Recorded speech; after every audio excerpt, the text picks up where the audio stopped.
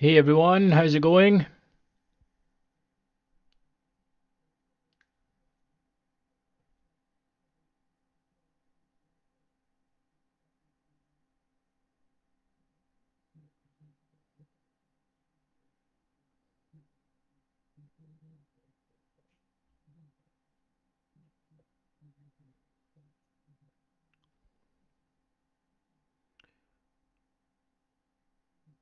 How's everyone's day been? Anything exciting happening?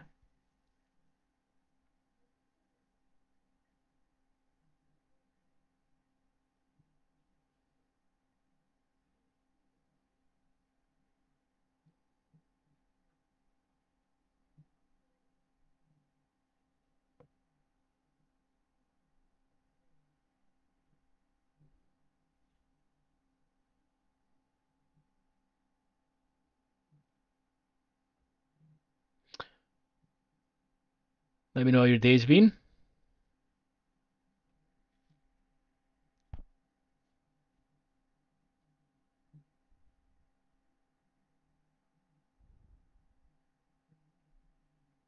Got FOMC happened, nothing too crazy. Looks the card treasury has been quite a movable day today. I'm just going to change this part here, it's annoying me, which is highlight. Have I got current Can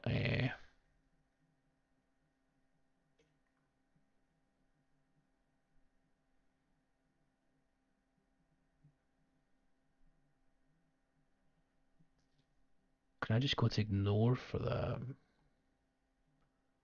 last trade arrow? Yeah, it's even ignoring it still. Yeah, it's highlight close and profile we need to take off, which is annoying.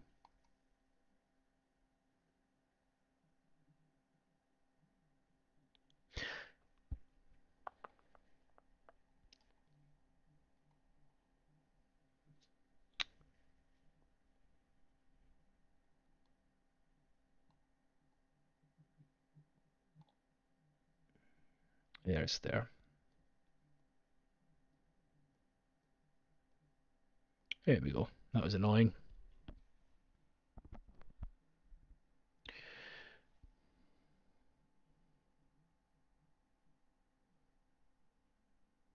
I need to remember and save that.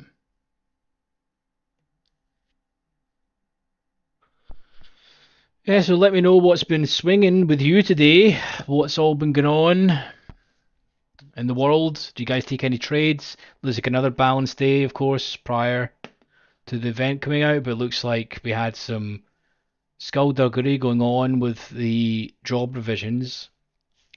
I wasn't actually at my desk today. I'm not too sure if that was a good thing or a bad thing, but it looks like there was some opportunities in treasuries, to be honest with you, that we missed.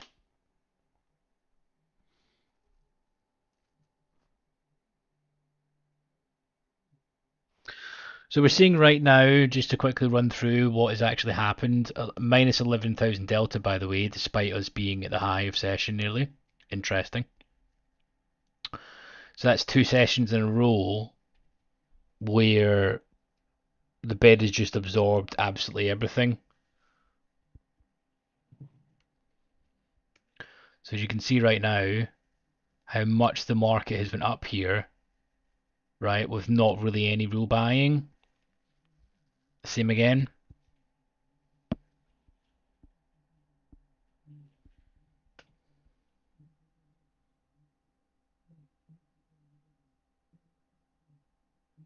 Ants, how's it going, dude?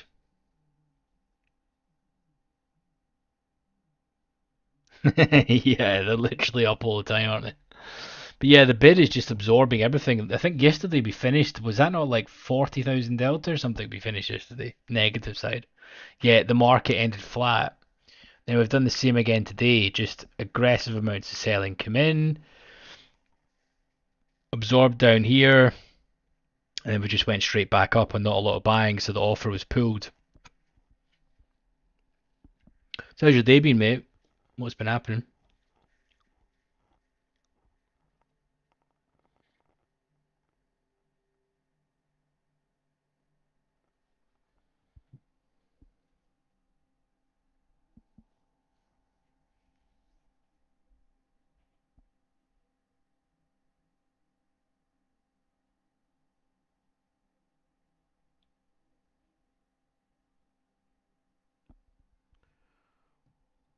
I think we may get some sweeparoos, so let's draw out the sweep levels for everyone. We'll do it on this chart. This is the most obvious one that you can see. So I've got a sweeparoo that's already happened right at the high. I would say that sellers are in trouble, to be honest, at the moment.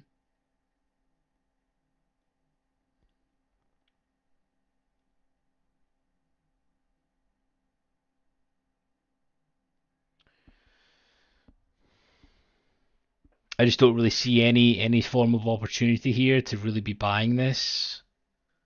I mean, what, do we get a sweep of this level to VWAP or something? But then you've got again POC to protect on the long side.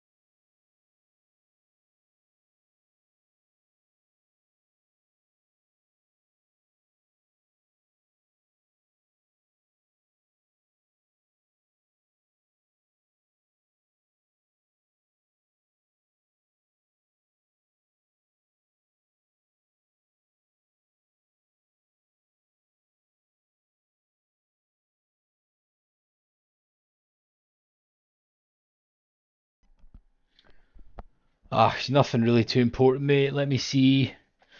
I'll need to go on to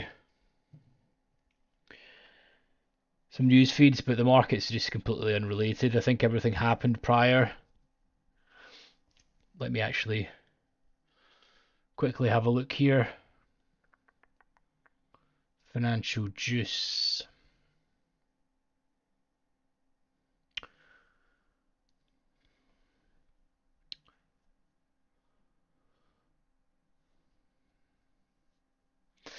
Okay, majority of participants said risk employment goal had increased. Many noted risk inflation goal had decreased, which we knew that already.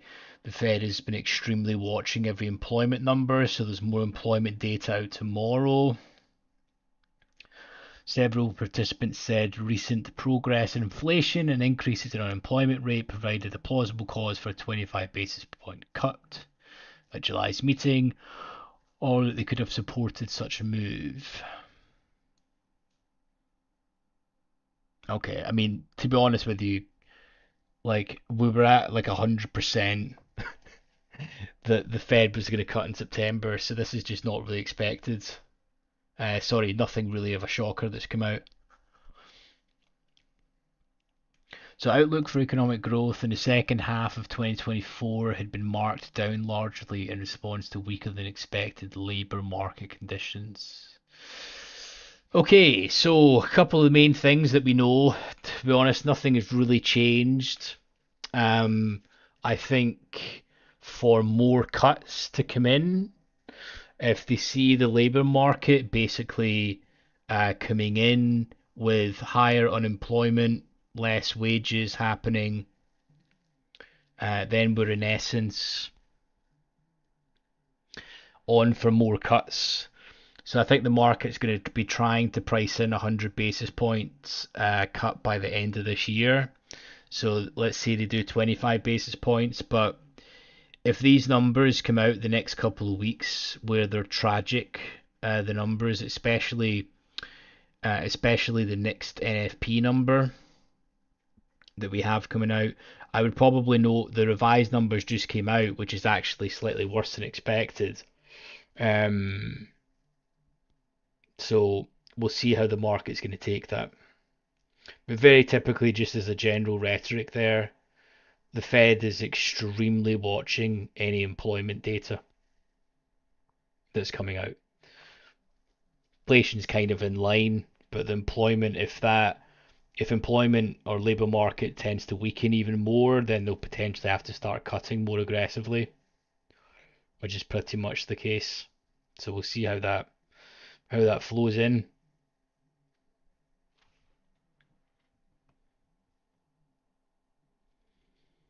We was discussing this earlier, but did you guys see that there was a bit of a mistake across the economic calendars today? I checked 3 of them, and none of them had the revision data, and also the revision came out, and then it looks like there was a revision on the revision, so it was a bit of a mess, to be honest. Normally Financial Juice is really accurate with it, but if we actually go to that, you'll see here that this number was not here this morning. The payrolls revision, which is an extremely important number. I think it actually revised. So the prelim estimate of non-farm payrolls benchmark revision would cut March 2024 level of employment by 818k or 0.5%.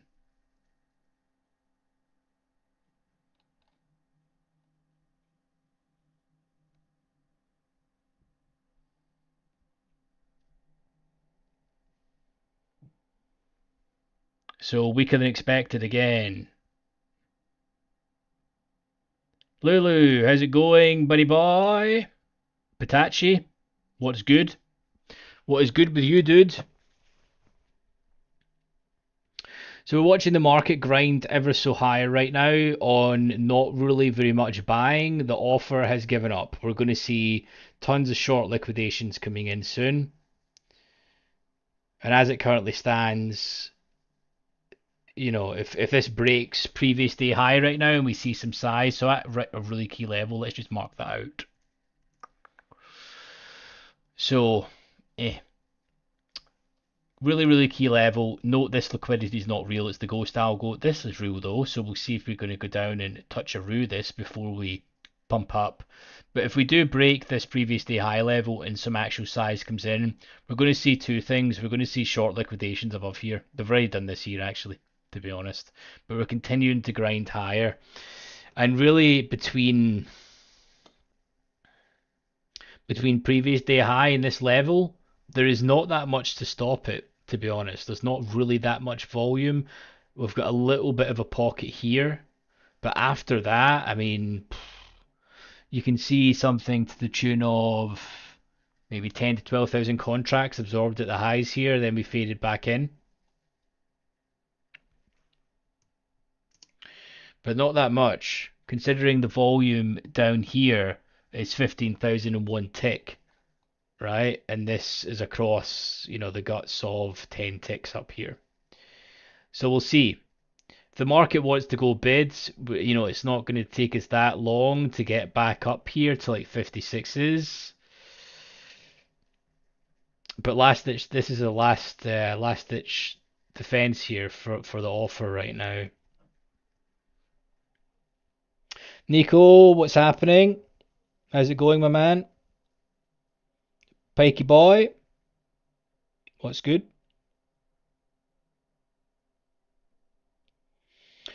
Lulu, no, I don't really, I don't really just buy like settlement, like a retested settlement or whatever.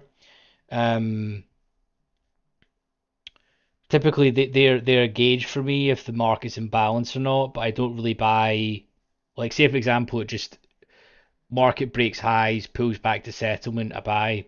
I wouldn't do that. It's just a gauge for me to see.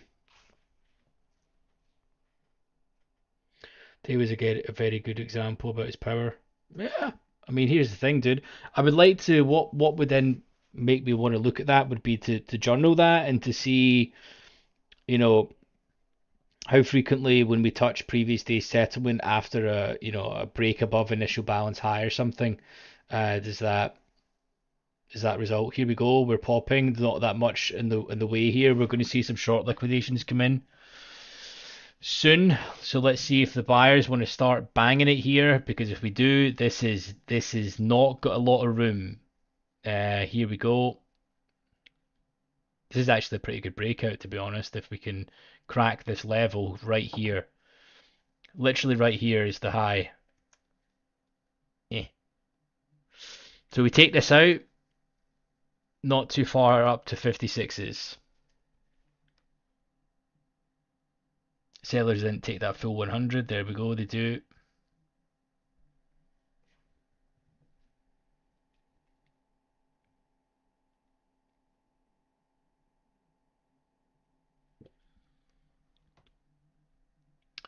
Okay, so it is pulling back. There was, 600 contracts hit into the bid with the offer thickening up.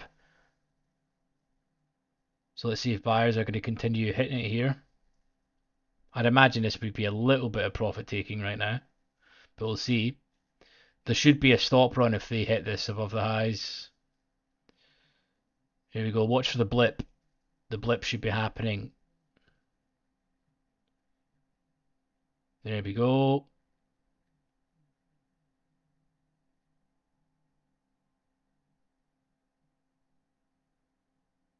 NQ on the pop. Russell's also just at the highs, high session.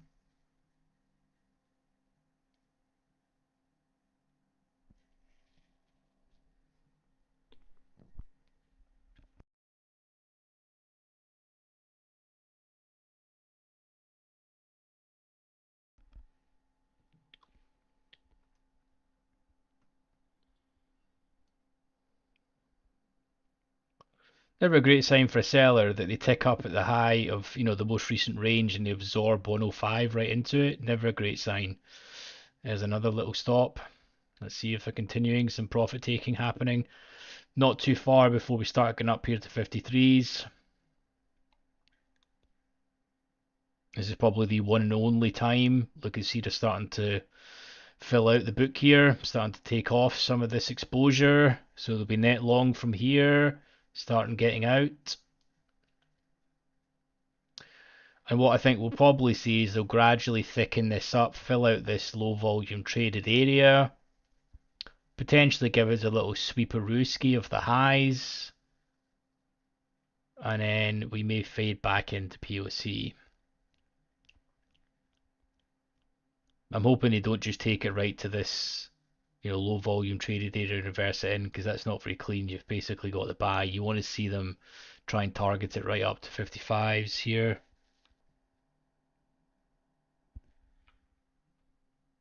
I can do that for you, mate. Where would you like it? Here's the time in sales. Do you want me to filter it for you? Let's do it more than 25 contracts. Do not combine data. So we'll see when 25 contracts in one clip comes in. Yeah, we don't need that as big as that. Where can I put this though for you? That's the trouble. Well, we put it over NQ.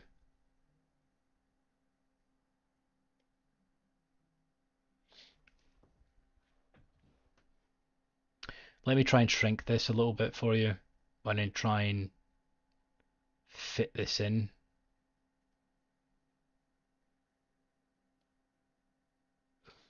So the thing about Sierra, it's a fucking nightmare to get the stuff. Okay, there we are.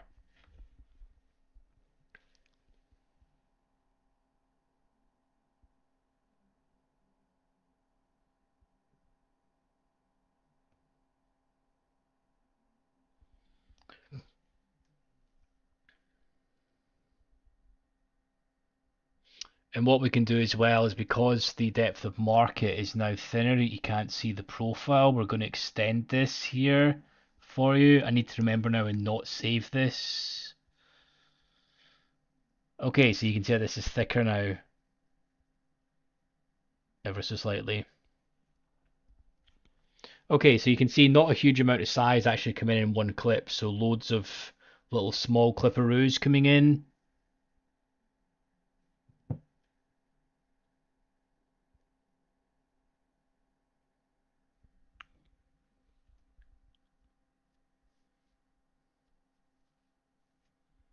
So just so you guys are aware what this time in sales is filtered with, it's filtered to do not combine data, no aggregation, only showing orders larger than 25 in one clip. Which it just shows you how much in ES now the orders are broken down.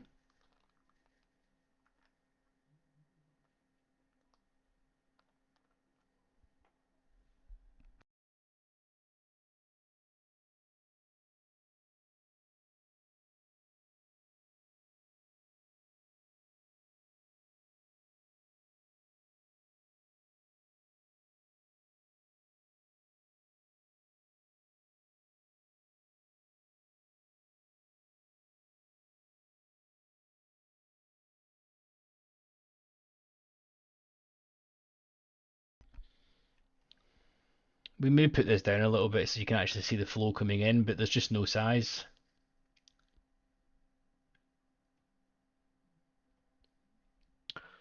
Let's reset the delta while we're at it.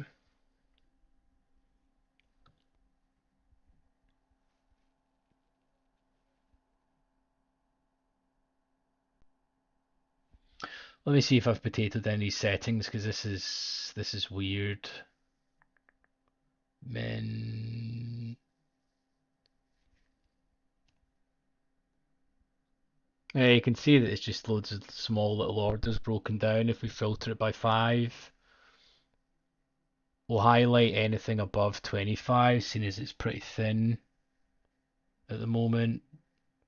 I've got them deleted anyway. So we'll highlight anything above 25 for you.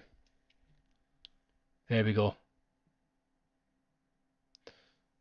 Wow. This is just bids just disappearing. Look at this.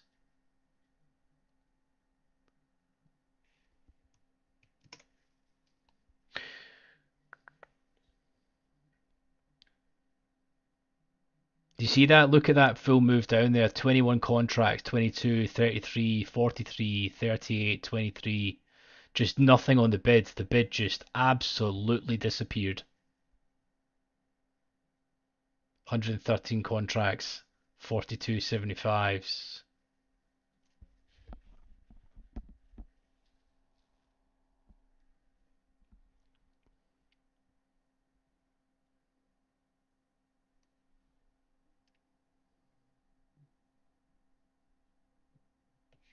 Let's clear the inside prints for you.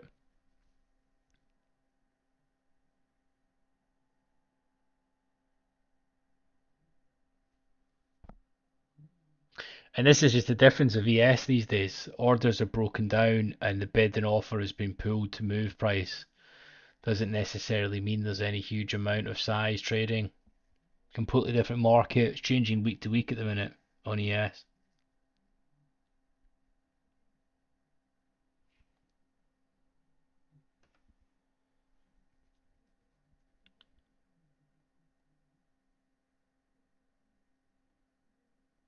So here and here was defended on the bid.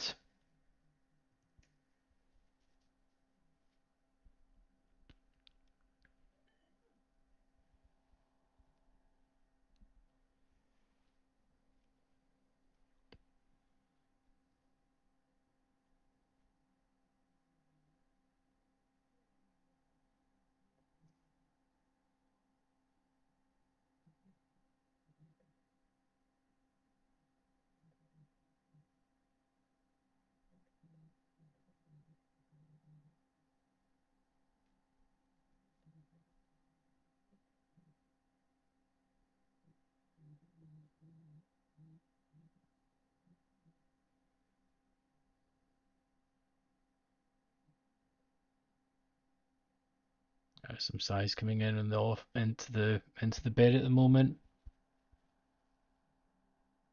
Let me know, do you guys find the time and sales helpful? I like to look at it in treasuries, but not so much in ES. Just really want to see when the large size actually does come in. But you can see just how much it's broken down now.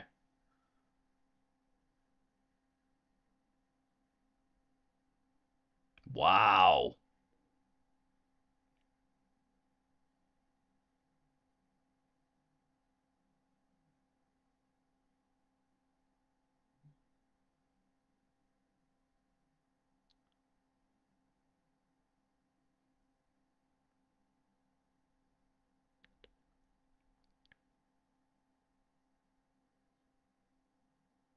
This is wild.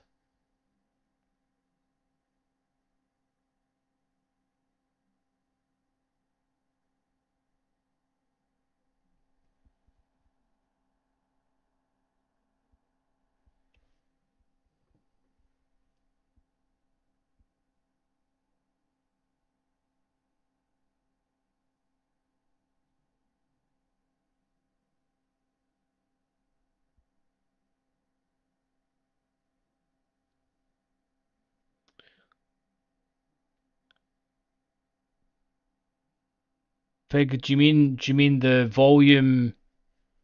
What part are you meaning? Just this in general, the volume profile you meaning?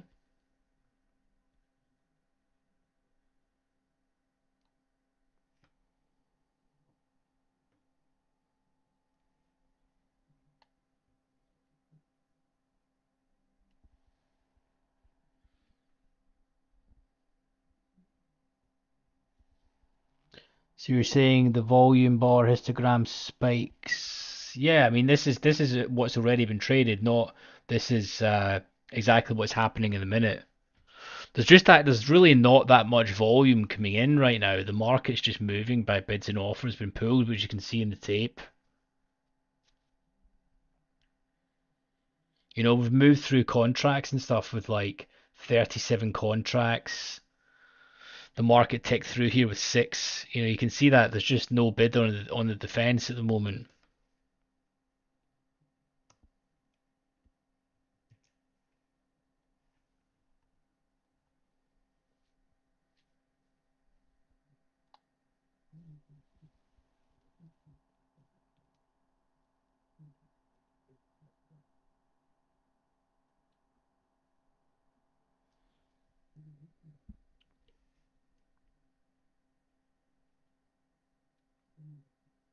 No, but that's the thing, Fig. The volume is actually not increasing. There's not a huge amount of size coming in. There's just no bidder in defense. For this huge move down here, we didn't see thousands and thousands of contracts trade. You can see there's like 35, 15, 30, 19. The market is cleaned through a price with 19 contracts, yet there's like 60 on the bid. So the 19's hitting in there, then they're just cancelling. There's a sweep there. So like what, 50 contracts come in and it moves down like 4 ticks. These show you there's a sweep in price.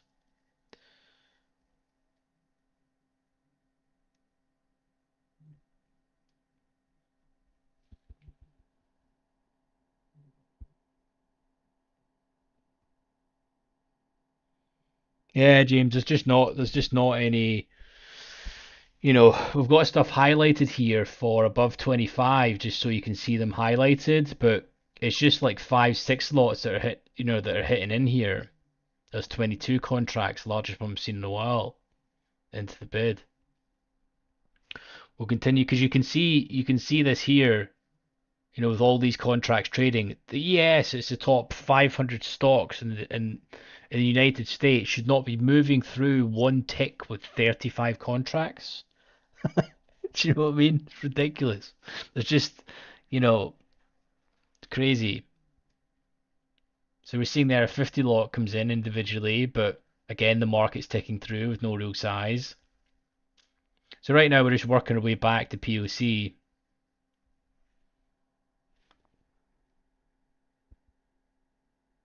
Yeah, which is quite surprising to be honest.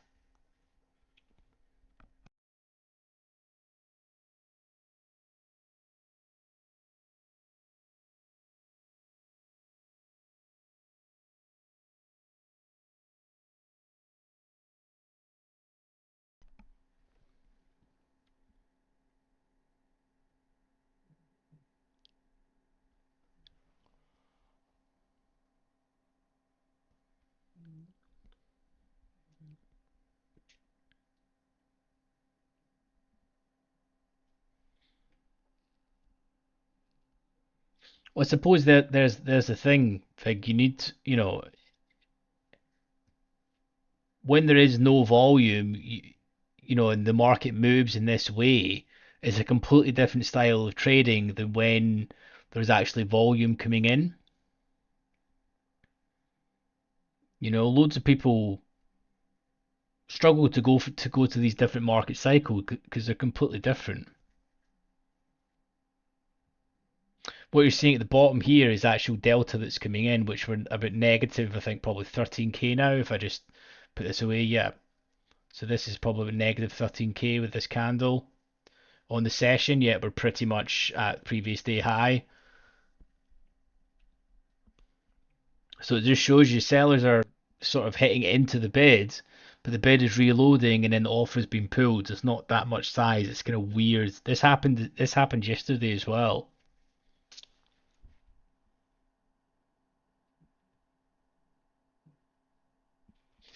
So the 250, they're not real pike. That's the cloud algo that's been with us for about 8-9 weeks.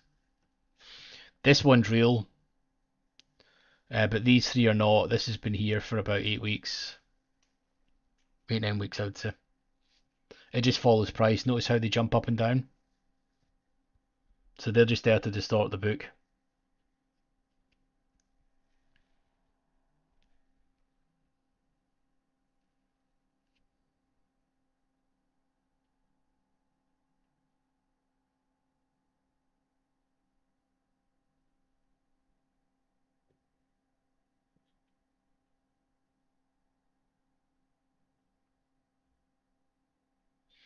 So we'll pull back to VWAP, point of control, first line of defense for the buyers to try and hold.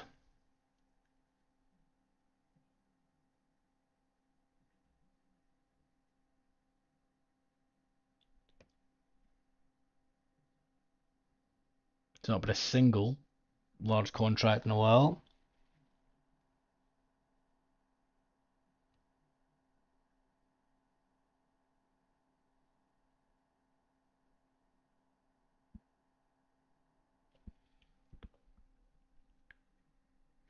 I suppose so, mate.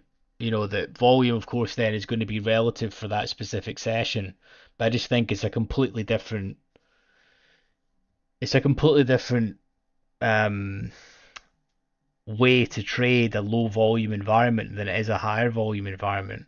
You know, Typically low volume will move like this. They'll just pull bids and offers instead of actually true size coming in, which I think is, it's got different nuances between them. But I agree, if the volume is 50 and then it all of a sudden becomes 200, then yeah, you're right, there is an increase in volume. But again, I think actually executing that is different to, when it's thicker, more volume flowing in, you know.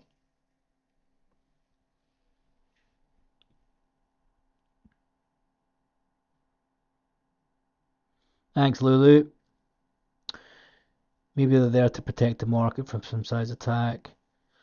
I think they've been there now, mate, for 9 weeks. And the reason why I've been counting that because I'm not a fan of it. uh, it's essentially rendering all of the bookmap stuff. I think bookmap actually put out some code to basically remove that because it's in essence, throwing off every heat map. It's a mess at the moment where the book is so thin. So in these sort of cycles, icebergs and sweeps are more important. Um, and then on days like today, which I've seen, the market move down there, well, like 20, 30 ticks with on really no size. So basically, just the bid gets pulled.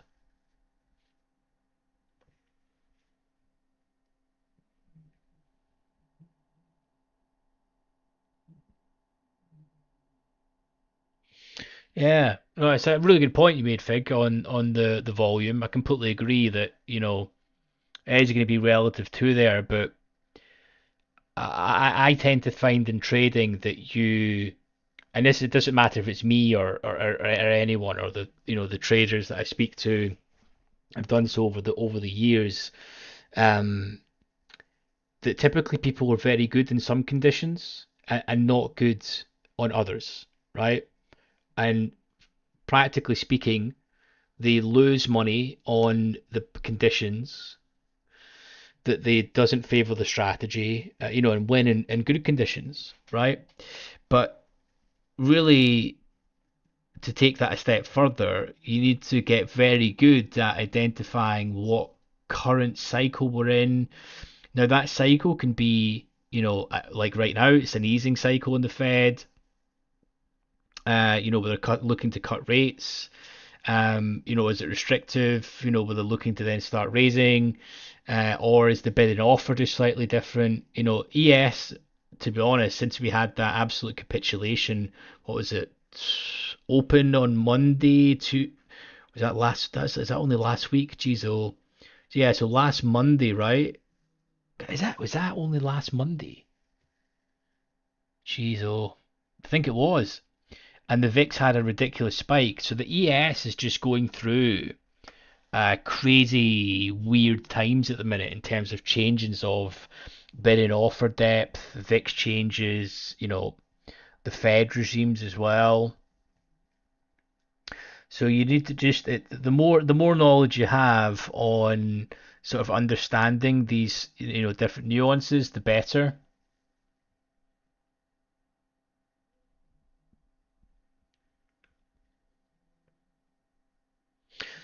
So we can see right now, look at the amount of size that is clipping into the bid, right? Yet the market is not moving. So you can see that they're placing 50 lots at a time here. Sellers are coming in and hitting into the bid, but it's not doing too much. And very typically, when we saw that capitulation down, the bid just cancelled, disappeared, and then you just see it, you know. You can see that clear as day, right? The only size that is coming in right now, right, is selling, yet the market is going up. So the bid is just reloading and basically gobbling up all of this selling. Do you know what I mean? It's clear as day when you see it like this, guys, right? 77, 36, 42, 50, 35, 35, 50. Market's going up. Bid is like, num, num, num, num, num, num. Give me more. So what you'll find is these guys have absorbed all this buying, right? They're going to start working the offer, and then they'll do the same shit they did before, where they'll pull the bid, and then we'll be back down at POC. Because these guys, when they get out their position, the bid is no longer there.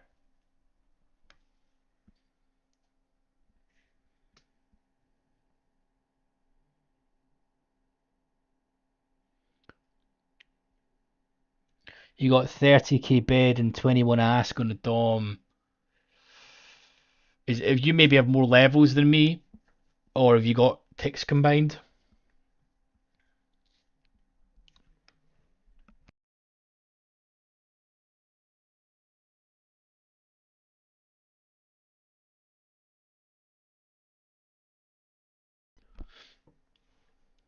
This is the second day in a row of this.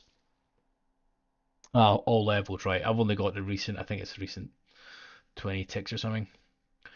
Okay, so 182 absorbed here, 250 absorbed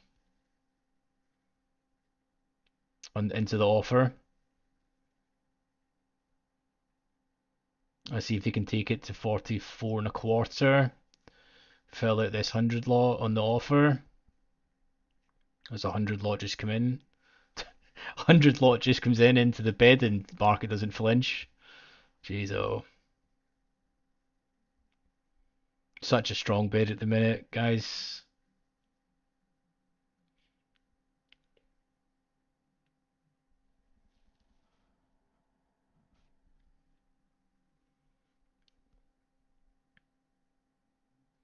Okay, if you wanted to be really greedy and you absorbed all this selling, right? Whereabouts would you look to get out? You're looking to get out here because this will provide you the liquidity on the offer. You'll probably work your way out as you go up, but let's see if we can get as far up as here because this would be another great opportunity to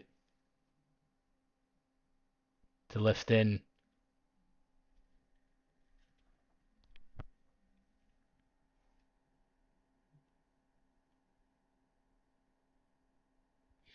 Six six zero. Where is 660? Do you think what way up here? Let's mark that level out, since you said it, dude.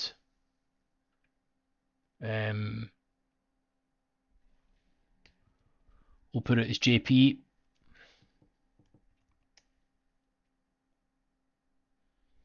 And you've got a green tag, so we'll make it green.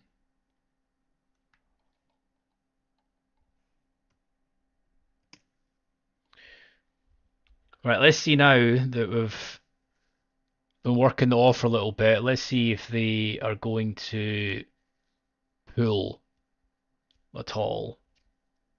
I'd like to see them just for, take it up to these levels and then start working, but they didn't get as far as that before.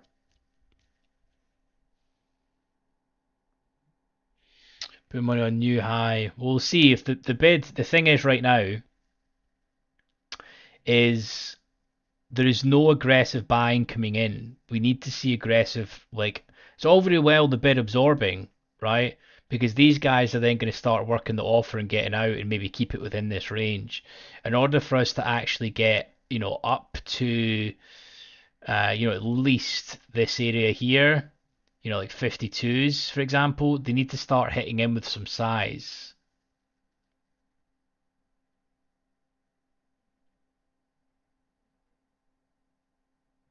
Do you know what I mean?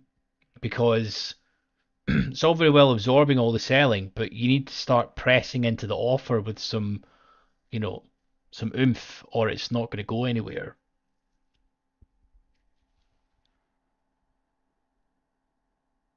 Hey, Musty, I wasn't at my desk a majority of today, but treasuries look to be quite volatile actually today.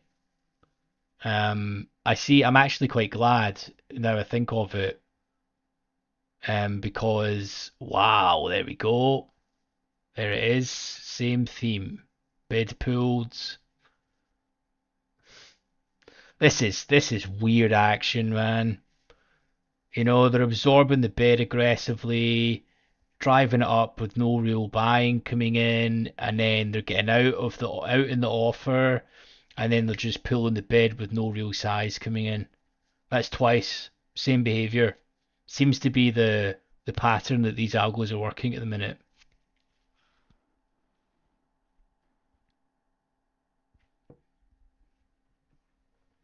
Let's see. Wow, these pulled. See that spoof right there? 300 contracts pulled. God, these conditions. Stay safe, man. In these conditions, like this. The flows are just not clean.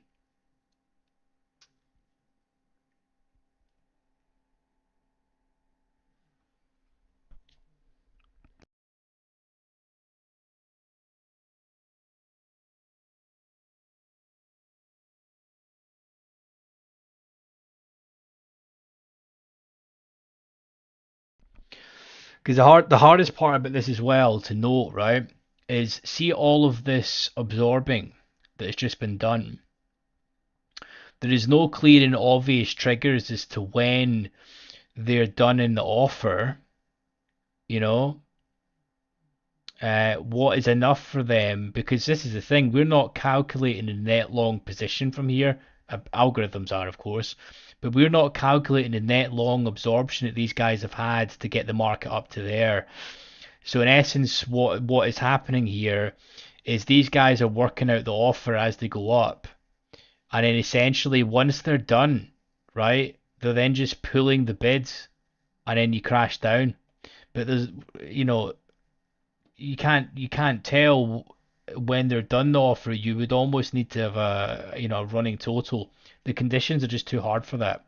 You know, this is algorithm territory. This type of stuff, because you better believe they will be knowing, what's net long and net short, and then when does that zero out when they start working. Nicely done, James. Really good self-awareness, dude, to switch to micros today. I don't think there's anything wrong with that whatsoever, because you need to be trading like when the market is like this. Obviously, you can be going for bigger targets. So you're in essence your risk is the same.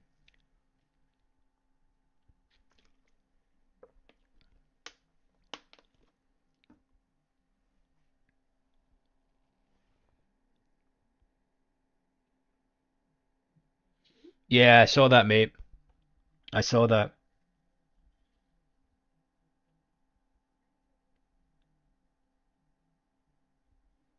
Saw that, dude. Yeah, that's essentially why bonds just absolutely mooned today. Because what that's basically saying is the Fed has left it too late, as usual. That's in essence what's happening. So if the next NFP is shocking and the unemployment numbers that come out weekly, is going to be bad, the Fed is going to start cutting more aggressively. So the market's basically saying, Fed, you've left it too late. You're going to start cutting more aggressively. So, yields are going to go down, bonds are going to go up, and then this is the thing with the stock market, like it's a red herring for how the market can take it because we're in times at the moment where the Fed, sorry, not the Fed, the ES and the NQ for that point, um, is basically been run by the Mag 7 stocks. Um, so very typically the stock market likes more growth, more jobs. The last thing it wants is a recession, to be honest. And to be perfectly honest with you, the stock market's too overvalued anyway. I think it needs to plummet. Doesn't make any sense. If it wasn't for the Mag 7 stocks this year, we wouldn't have had this year. It's just only down to them continuing to pump higher all the time. Here we go, some more selling coming in with a little bit of oomph but not moving. Let's see if they can continue to hit and then pull the ball. Looky, looky.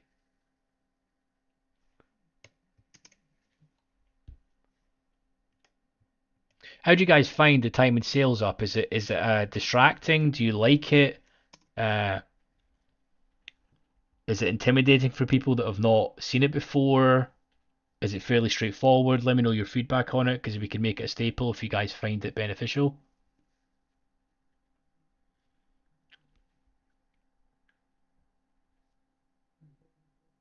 Yeah, the sellers are getting pretty aggro here. Let's see if they continue on. I mean, this is the second day of this. Just,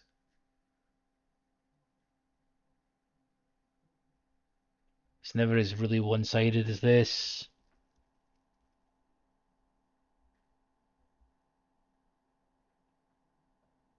Yeah, I think we might get a few red candles soon, dude. That's for sure. That is for sure.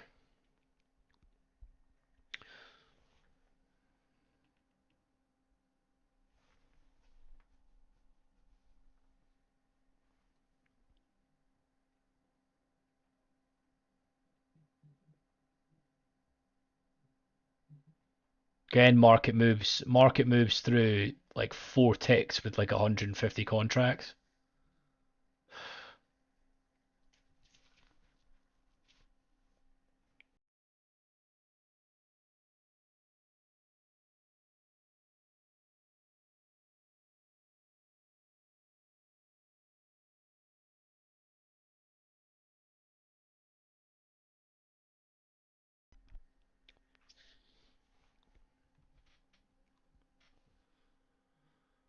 Here we are. Looks like they're doing the absorby thing again. More selling coming in with some large size, market not doing anything, we're then doing the same thing. Okay, can we anticipate when they're going to pull the bid again?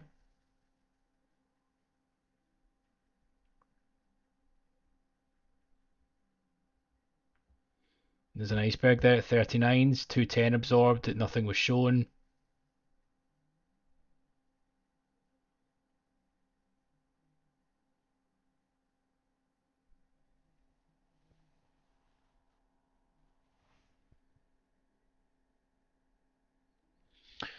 Yeah, I use it in the market as a trade, but it's I suppose this allows you to see more in depth when I'm actually saying about delta, because delta is the net difference of the buyers and sellers. So I mean, it's clear to see that the buyers are absorbing. The only thing I would say that is cautious about this is see exact times like this. This is where this Navinder Saru guy would have absolutely obliterated the market. Can you imagine on negative delta days like this where the bid is absorbing if someone started layering 400, 400, 500, 1,000, aggressive amount of sizes on every single tick and the bid basically starts pulling? Can you imagine the amount of carnage that would cause? I mean, they're just pulling it again, just moved in.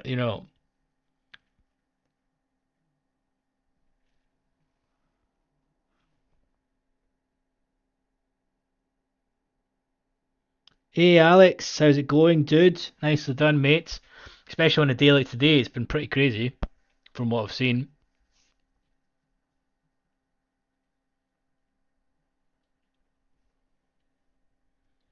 Gonna reset this. Do you guys understand what I was saying there by like, algorithms will be absorbing on the bid here, right? And executing their orders, basically absorbing this selling. I mean, you can clearly see it's an absolute one-way train again, second day in a row, right? But what would it take for these guys to pull the bid? You can imagine. I mean, this is why spoofing is illegal. But when you see this exact type of flows coming in, if you were to stop them absorbing and started layering thousands of contracts here, these guys would pull.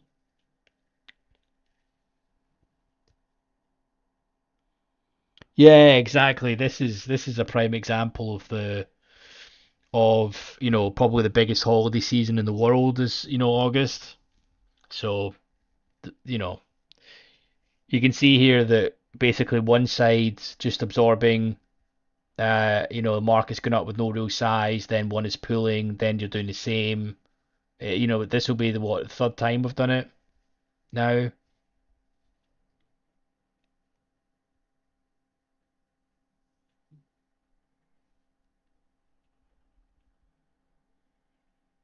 38's just absorbed 200 contracts. Now we've ticked off it. They tried to throw some size at it. I mean, if sellers can break below this POC, I mean, you know, it can get pretty bleak quickly.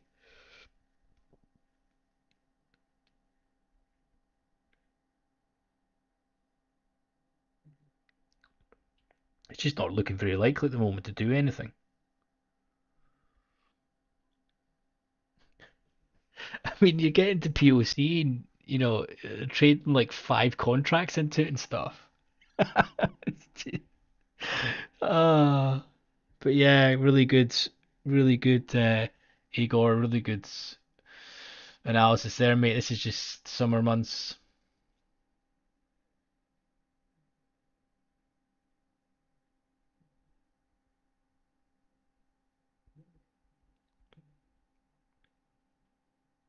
Okay, I would say buyers are stepping in. You can see by Delta here, this ever so slightly, but the offer is, if we get back up to like, 39s, then, it's just more chopperoo.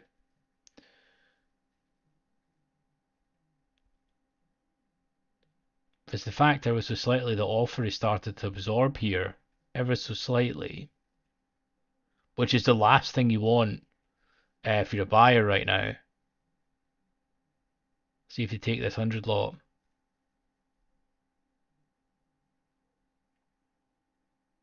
Taking it. Yep, they do. Full 100 in one clip taken there.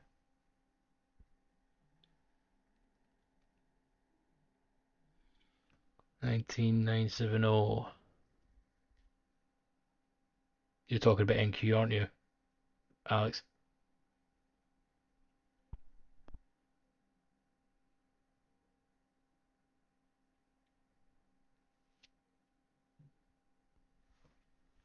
Very slight difference that the offer is absorbing right now. It's the last thing you want to see because if they continue this one-way train, it is at POC, of course. So it's not like anything is going to happen. I'm just trying to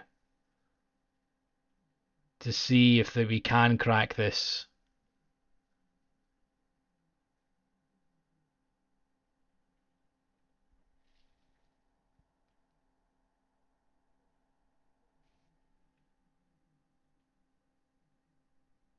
Here we go.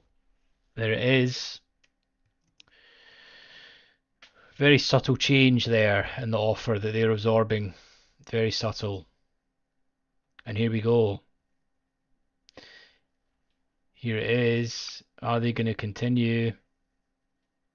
That was a very nice one, actually. It's the last thing that when they turn off the bid tap and the offer starts to absorb, because they were the ones that were absorbing in the past.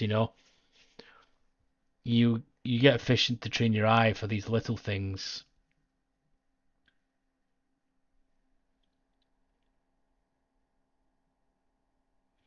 Alex, how's it going? Yeah, done Peru time.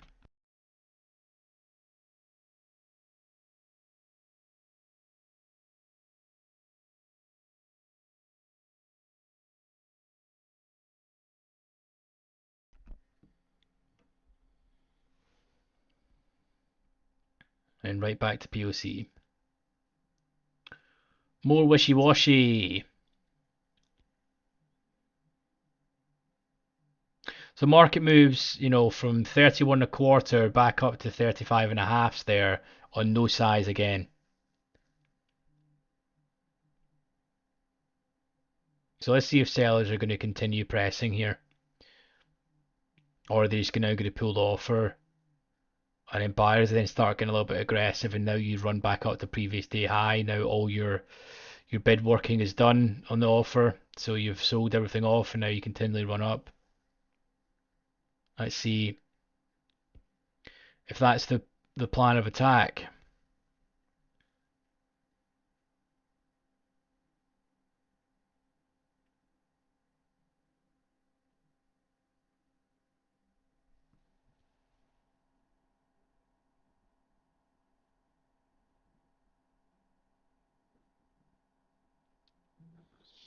Alex, what time frame in the chart you're meaning? What do you mean by what time frame, dude?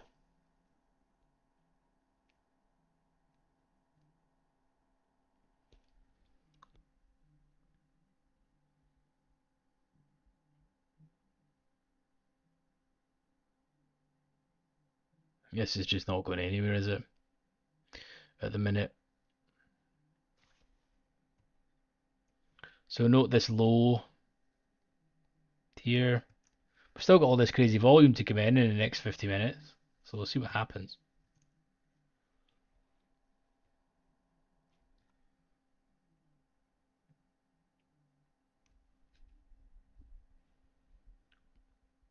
It's kind of slightly triggering me this. Let me go to chart studies and then adjust this. It was 100. Let's make it 70 again so you can cut this off. See, it was slightly more.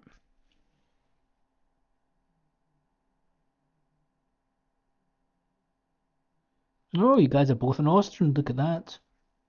Jay, how's it going? What's occurring, matey? How's your day been? You been behaving? Take any trades? Let me know what's been happening.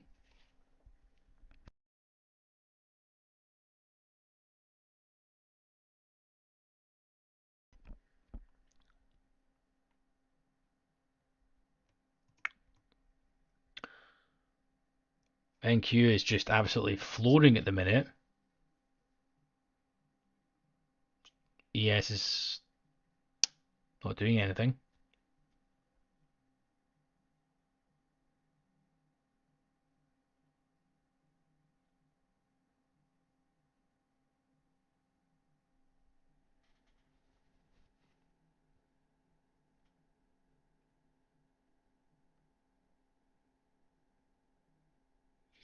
Trade in the morning, done for the day. Nice. Hopefully you had a good session.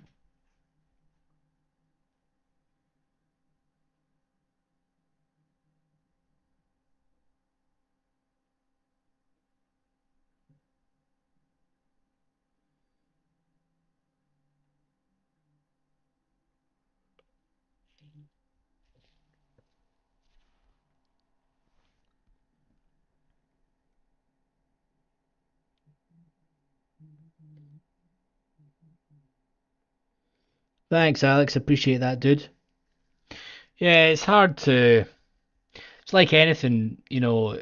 Um, I find that in trading, in my opinion, it's almost easier. I was thinking about this that the channel's more for people that have been through the ringer, but actually, if people find the channel and they're quite new to trading, I actually think they would have a much easier life and a shorter learning curve because they then don't have all of the wrong beliefs. And because if you spend 2 years looking at chart patterns and stuff, you then can't unsee them. Do you know what I mean? So I think it would be quite good for people to find how, very simply, if you understand how the bid and ask, and it's different for each market, but how the bid and ask engage with each other. And when you understand what's different, what can it, there's loads of nuances to it, right? And this is a completely different nuance that we're seeing right now.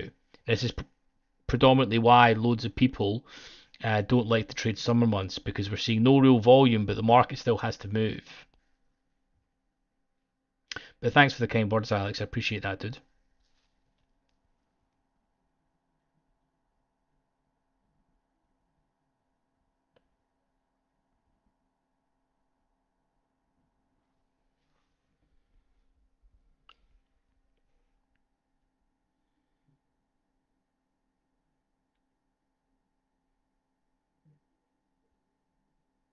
Oh, Matt's and Moston as well. Nice. Yeah, I mean, when you say that that's 20k though, is that not just like, well, actually, that's a lot more than that, isn't it? What's that per account? Five?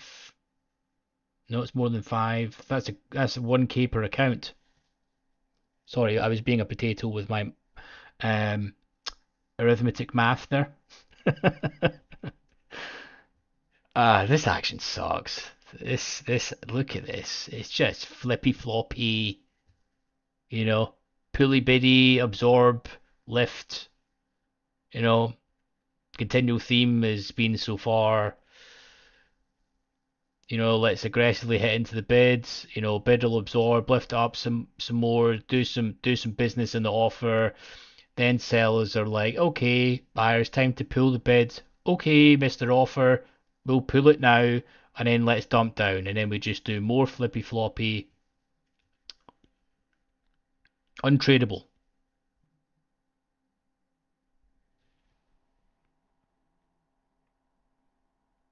When is 150? Yeah, very very technical to be honest. With a nice sweep above previous day high, quite a hard one to be honest if you took that because it's a huge sweep above the high. You know, if you guys look at a treasury chart today as well, uh, on the tens, quite a volatile day to be honest. That revision number that came out set the market on fire when it came out.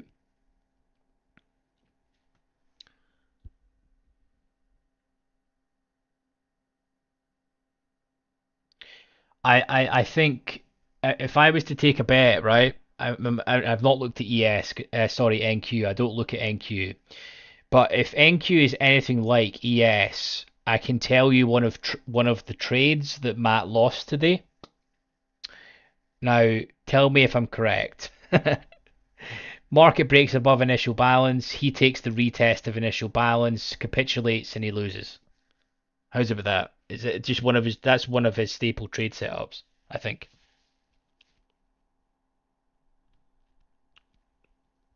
Like, what's that? Sit in the hands. Sit in your hands, get some stacks, grab a beer. How's about that? Do anything apart from enter positions.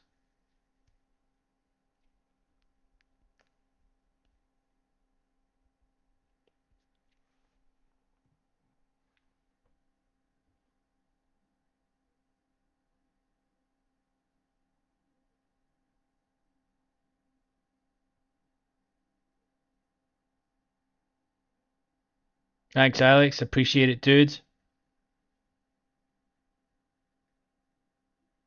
Nan, hello. Welcome. It's when it dumped this morning.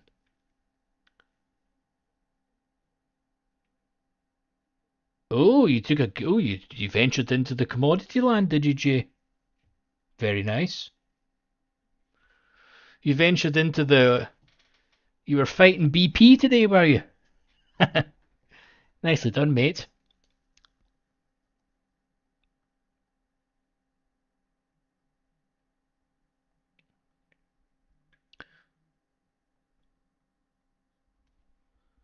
The trouble with this market is why you just need to resign and not trade is because if you're actually this is the hard thing about ES and why I say that like treasuries is it's a more honest market because ES in this action gives you all of the signs that this can go and it doesn't, so you end up getting chopped up, aggressively. They're aggressively hitting into the bid here. I mean, we're still seeing negative delta absolutely obliterating here into the bid at the low of this range. Now just but the market just wow.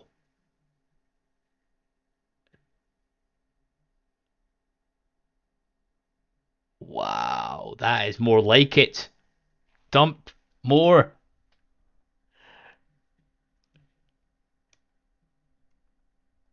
I'm just saying it gives you the signs it looks like it's gonna go and it goes.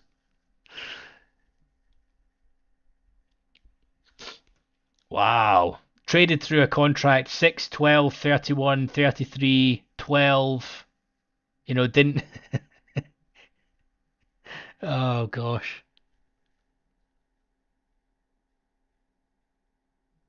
Yeah, let's see if we can. I mean, what is really strange here, right, about this? So we did draw at this level for any form of buying, just in case this is the last low, swingy low, kind of, here, where buyers can potentially ram it back up and then go bid. So we'll see.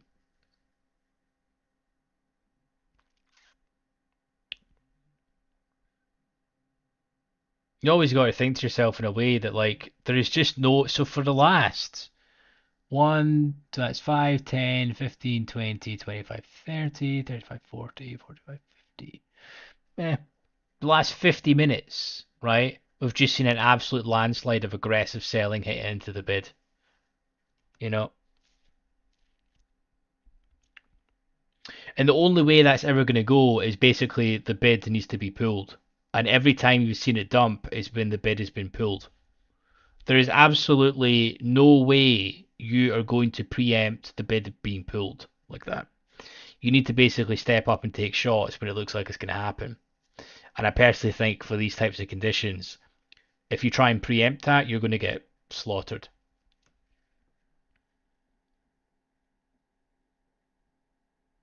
Lambo and food stamps. Yeah, exactly. I mean, this thing can absolutely melt here. There's just no buying.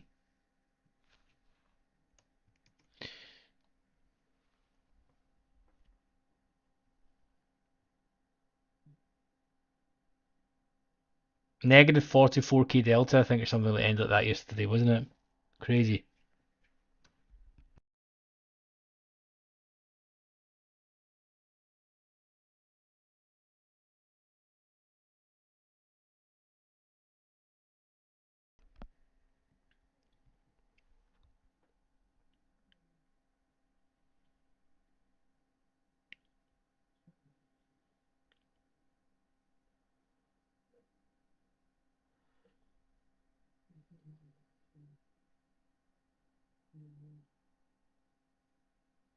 Yeah, we'll see if they can hold up. The trouble is now is what you can see is the theme of what I feel is going to happen if we are to go up here. Buyers will start pressing a little, right?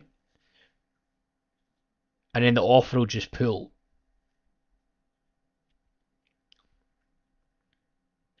I'm just going to put this in the chat for anyone that is looking to support the channel.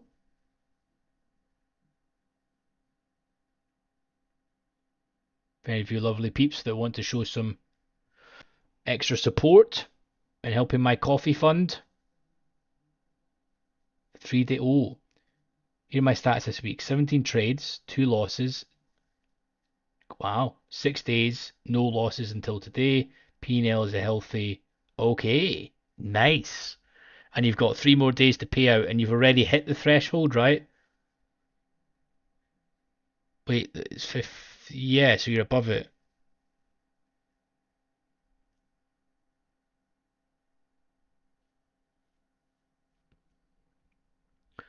So can you not? Oh, so can you not? Can you not just flip for the last couple of days, Alex? So you can guarantee your payout, or do you want to now keep it like that and then build a buffer, or what are you thinking?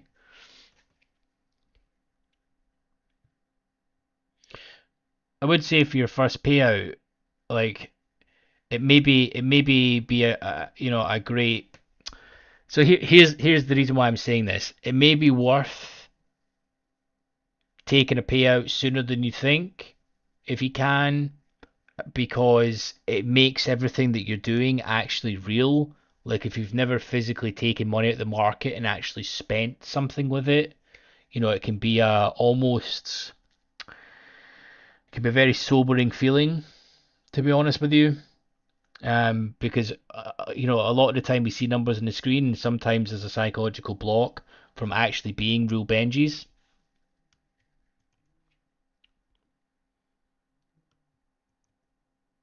Another thing as well, hopefully you've done, mate. Uh,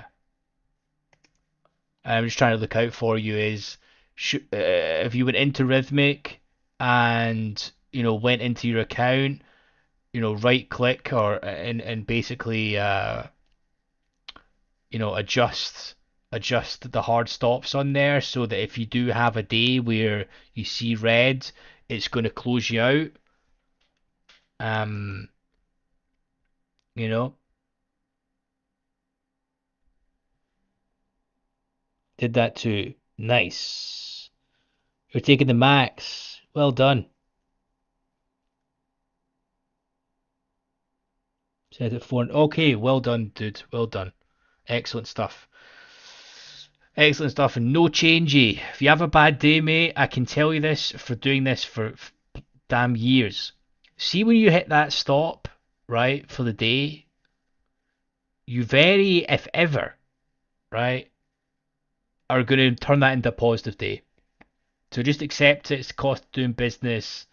Shit happens. On to the next one. But well done, man.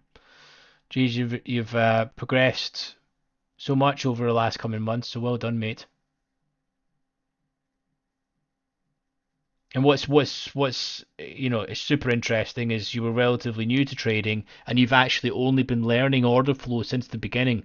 You've not had you know years of looking at random candlestick patterns or whatever. So your learning curve has been super shortened, which is fantastic.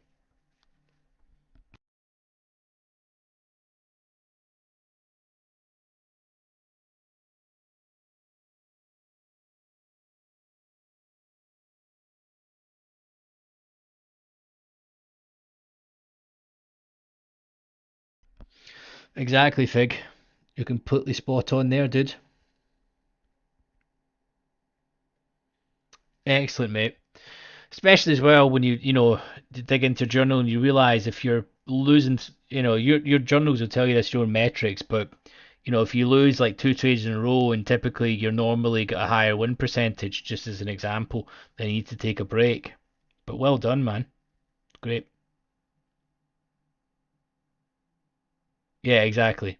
Keeping small, consistent wins. That's the way to do it. Something rather than having, it seems like you removed the boom and bust phase, and that's one of the biggest, if not the most important part of trading. It becomes very much of like a job. Some days you win some days you lose some. You know, look at it on a monthly, quarterly basis, and continue on.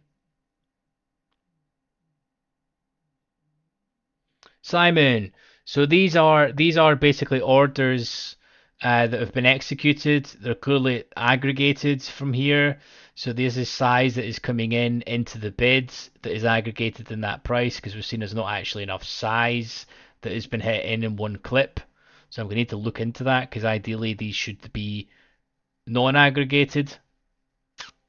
There must be a setting within this specific chart because I have this on other charts that's non-aggregated. So funny enough, actually what we're seeing here is exactly what's happening. So they've sold this off.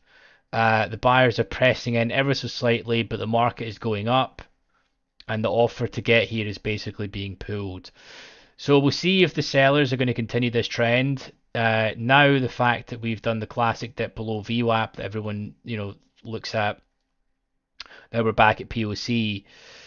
We could now see if buyers actually start pressing in and the offer gets pulled. We can very easily get back up to the previous day high level, but we'll see if that's going to happen. Or they're just going to now pull the bed and then we go to the absolute pits. So we'll see. We will see. We have 20 minutes until the volume starts to pick up.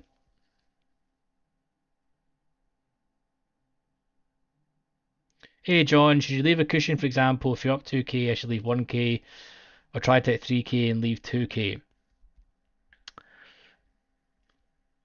I would say, John, if you've not taken a payout from a prop firm before, my advice would be to take some money because it's going to be a massive realization that what you're doing on a day-to-day basis and the trades that you're actually taking actually has some real life value in it, to be honest with you, matey.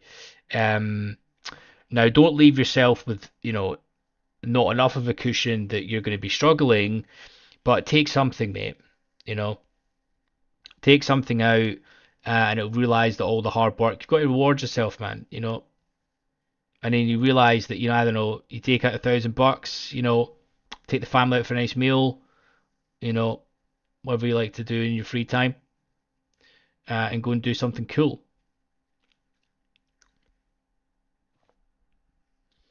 And then you realize that actually the stuff when you're clicking buttons, analyzing charts, it's actually got some real life benefits instead of staring at screens.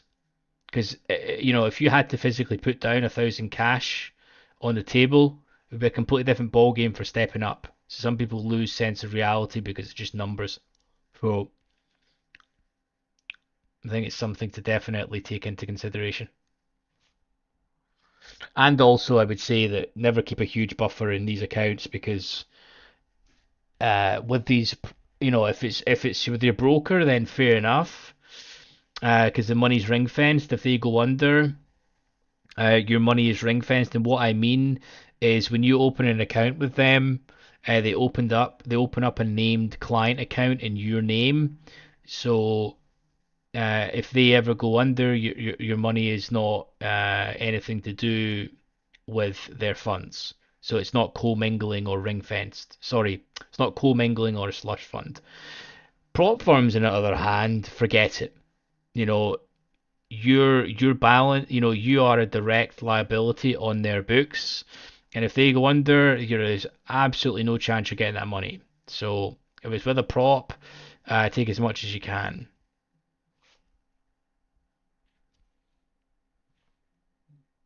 And that's my general thoughts on it.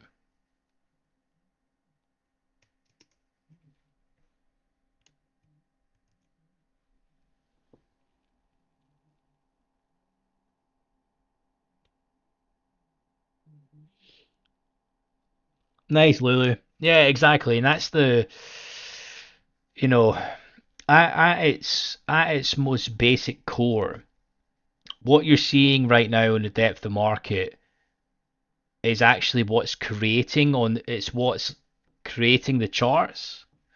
Do you know what I mean? So people that are not realizing that bids and offers are being pulled right now just see this as a huge selling candle and can think that this should be going, down to the previous day's low or whatever, or sorry, the low of the session, for example. But we've seen here that not really any size has been coming in and just a bid has been pulled. So at any given time, buyers can start stepping in here and pressing and the offer can be pulled. It's not really true selling. Well, it's not true. We're minus 17,000 delta, but the flow of how the market is moving, it's not like It's not like a real aggressive size. This has been over hours that this is happened. You know, and if you're looking at only candlesticks of that, you're literally missing 75% of the picture, to be honest. And loads of people would say, well, you don't need order flow, and I suppose if you can make money without that, then happy days. But sadly, majority of people can't, or there wouldn't be so many traders failing and struggling because algorithms and actually people that can move the market, they're not looking at candlestick charts. The candlestick charts are just a nice way to look at the market. It's a nice visualization, and typically people like to visualize things nicely rather than use the things that would truly benefit them.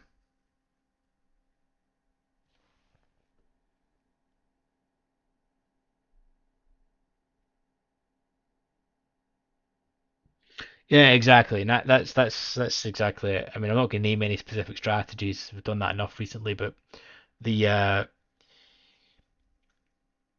there is so many nuances about trading that it is so far away from, a line crosses or X, Y, and Z happens to then buy and sell. You really need to have a deep understanding of, context in the session and just overall context. How does the bid and ask react? What's the sentiment and flow for that session? You know, and once you get proficient at it, you'll be able to look at the chart on Delta, the DOMs, what's been happening, and you'll be able to then within 5 minutes realize, okay, this seems to be the theme so far.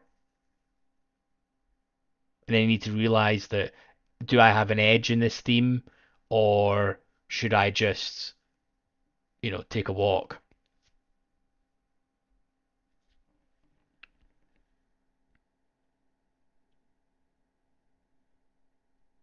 Yeah, if only we give us money, dude. My goal is if you can get consistent profits, I'll invest that to my AMP account and start. Yeah, exactly. Exactly. 100%. And this is where the prop firms realistically are an advantage. Because if you can't do it with a prop firm, right, you've got no chance doing it in a personal account. None. I know people say that it's different, that there is rules and stuff, but realistically, if you keep within, you keep your leverage under control and you execute and scale your account, if you can't do it with a couple of grand of capital, you're certainly not going to do it with 100. Do you know what I mean?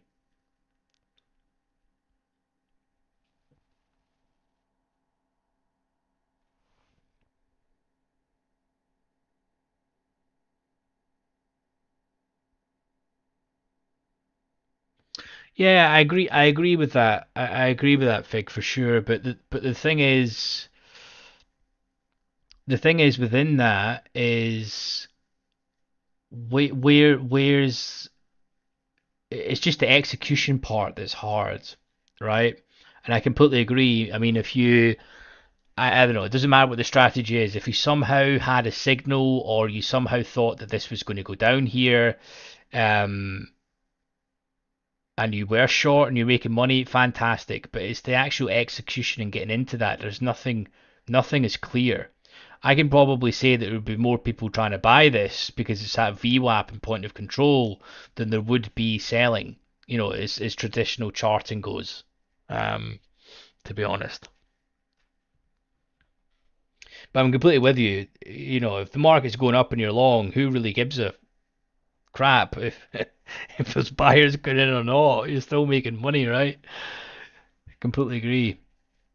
But it's trying to get into that trade. It's the hard part, and have something that consistently over time, provides you an edge in your trading.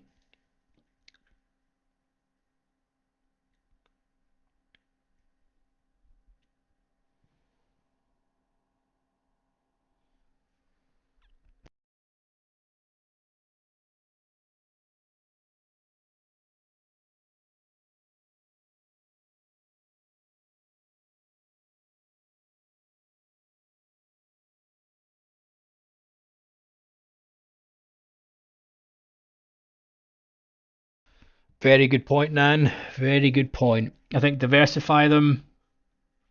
I think one of the ones that's not going anywhere, to be honest with you, is probably Top Step. Um, they're not overexposed with people like the 20 account stuff. Um, we've been talking about fast track trading over the last couple of days. Um, and some of those rules and stuff, they're so good uh, that it's hard. It's almost too good to be true, to be honest with you. I can't believe there's no commissions on there. Can't believe it. I mean, that in treasuries with no commissions is wow. But then another thing, you can't pay by card, which is, eh. Um,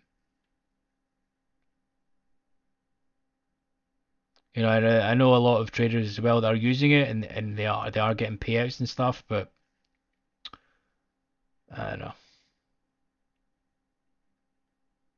I think prop firms like anything, but that's exactly why, Nan, you're spot on. You need to diversify if you're in that realm. The money needs to be filtered into your personal life or personal account and execute there. That is the way to do it. Because then, of course, you don't have all these stupid rules, payout, just the copious amounts of hoop jumping you need to do in prop firm land, you know.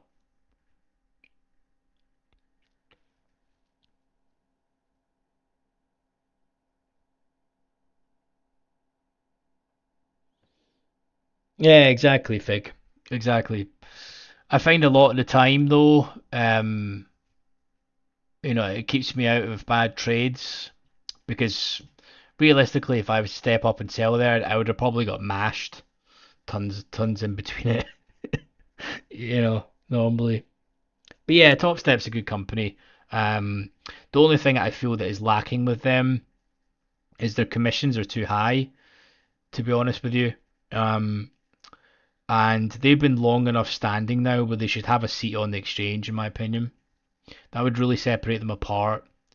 They need to give more to the actual good traders and live traders because at the moment, apart from access to a risk manager, um, that truly you don't really need if you've been trading for many years.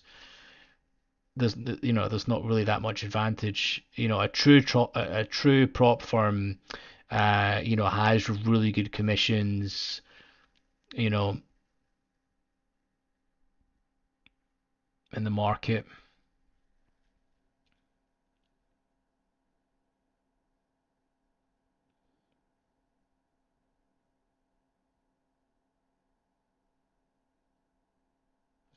That's a very good point, Miranda. I think as well, just solely down to the leveraging side. Um, that if you give yourself more bites at the cherry, um, you can last longer, and B, you're not putting yourself under as much stress in a trade, which just ultimately results in you managing the position better because you're not feeling every tick. So completely agree. And this is where if you can't manage two micro ES, you go down to one. Some people, you know, you don't need this. This is the thing. Scaling in trading is not hard. That's the easy part. When you get good at this, scaling is simple. You start with one contract, then two. The hardest thing for you to do is to be able to probably, go from one to two, minis or whatever, because you're ultimately doubling your risk in there, completely.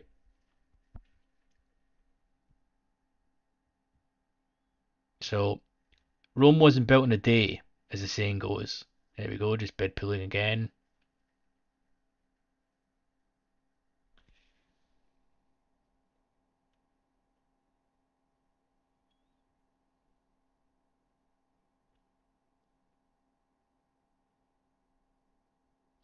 Yeah, exactly, Nan. That's the thing. It's crazy. I've been actually contemplating it, to be honest with you, but we'll see.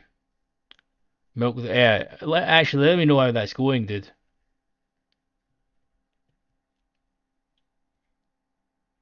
I do on occasion, mate, but to be honest with you, this is my time. It's right now. It's 8:45 in the evening, so I like to be done for about lunchtime, US, and I don't really trade ES. I mainly execute on treasuries, but I've traded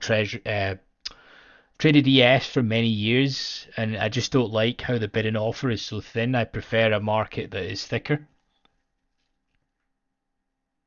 Um, gold and oil is the same thickness on the bid and offer than ES at the minute, which is just ludicrous. If I was to stream indices trading, I would do. I would be probably trading Euro stocks, just because it's a thicker market.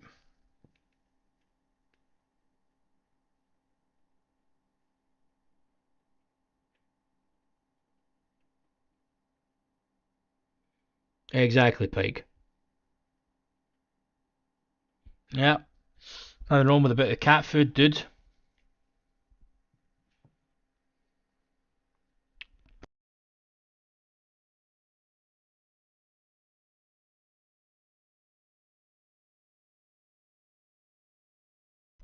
Like this type of action here, Fig, where it comes down back at the low again, and without really realizing the order flow, I would have been, you know, I would have probably taken like 3 or 4 stops here. Seriously, it's just cracked down the low, it's pulled back a little bit. You've got POC there. You think it's going to continue. You know, Personally for me, if I wasn't using anything, I would probably be because the trouble is I feel with candlesticks alone, you kind of constantly have to anticipate, like you have to guess, right? The markets went down, it's pulling back a little bit, right? I think it's going to go down again with maybe some more signals, right?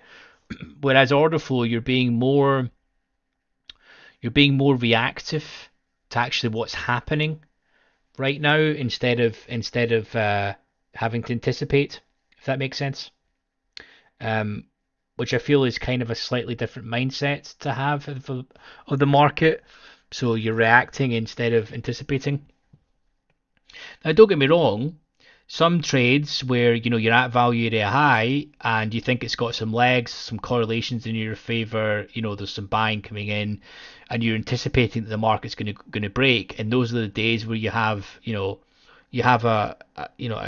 good return. Those are the days that you do well. But there's a lot of different conditions. Those are the best trades that I take in the 10 year, but there's a lot of different things that need to happen, in order for me to do that. Typically, I like to try and react and trade what I see rather than trying to have a bias and anticipate. And just very typically for me, over the many years that I've done this, anytime that I have a bias and be stubborn on the bias and try and anticipate a lot of the time, I tend to get my ass handed to me. The days come the best where I actually just trade what is in the moment, um, and really trade what I see. And still to this day, I write down a bit of paper every day. Don't be an idiot. Don't be a potato today.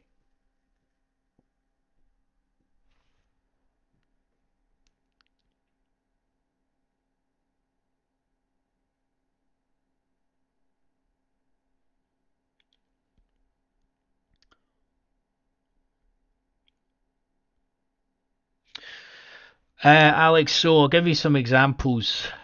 Trades I've taken so far this week. I've had one tick, three ticks. I've had a home run trade where I, do the Mr. Order Flow dance. To go and take a run around the block when I took 8 trades, which is an absolute slam dunk in treasuries. That was great. I can tell you the trade very well. Value area high. Tons of selling come in, being absorbed in the bids, happened across the curve. And that was one of the trades where I anticipated that if we do crack this high above value area high, tons of stops are going to be taken and we're going to basically go back up to the high of session. And it happened. So that was great. But that doesn't happen a lot, right? I maybe only get those trades when I nail it like that uh, once every couple of weeks, to be honest, where I smash it at the park like that. a lot of the time in treasuries, it's a lot of scratches. 1 to 3 ticks typically. They're like the bread and butter trades. Now, and my if I'm like I really monitor risk all the time. So we'll maybe jump into treasuries. Guy, remember me to do this after we have the volume coming in. It's actually coming in 20 seconds. We'll see an injection come in here, but I'll show you what I mean. Where I get into a trade, I want some size behind me on the same bid, and then to tick up, and then if they take out that bid and tick down, like I'm out for a tick, as an example. But we can run through that a little bit more. These sellers are going to be in real pain soon.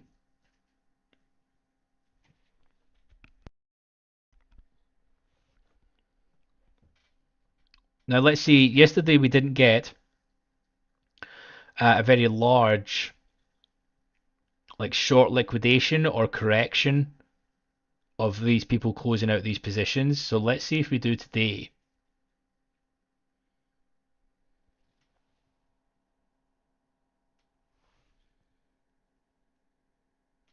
If I cannot scratch, I'm getting out 1 to 2 ticks loss. That's on a scalp.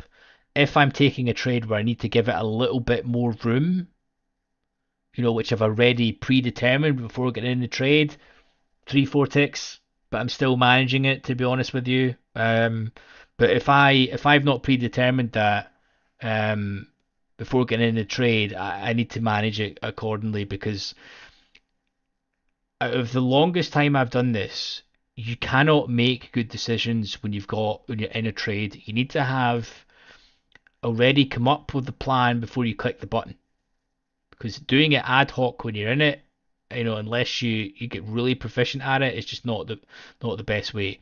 Maybe you can adjust it for the profitable trades when you're actually in it, because then but never just take a bigger loss for the sake of it.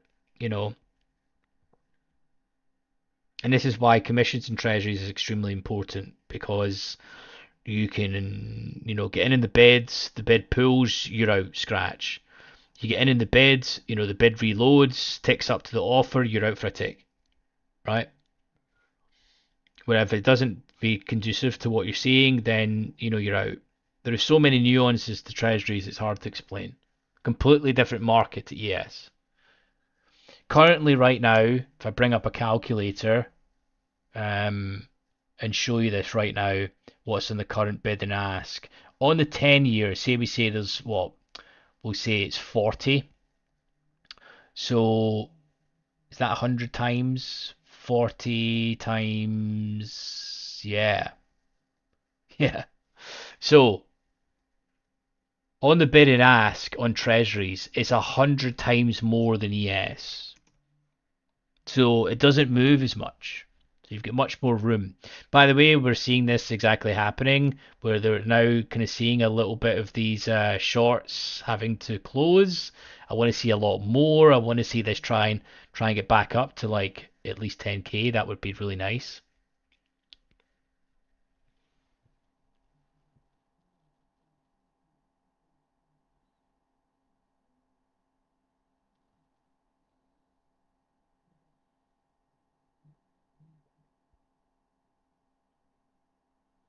Yeah, that's a really good point, dude. That's a really good point.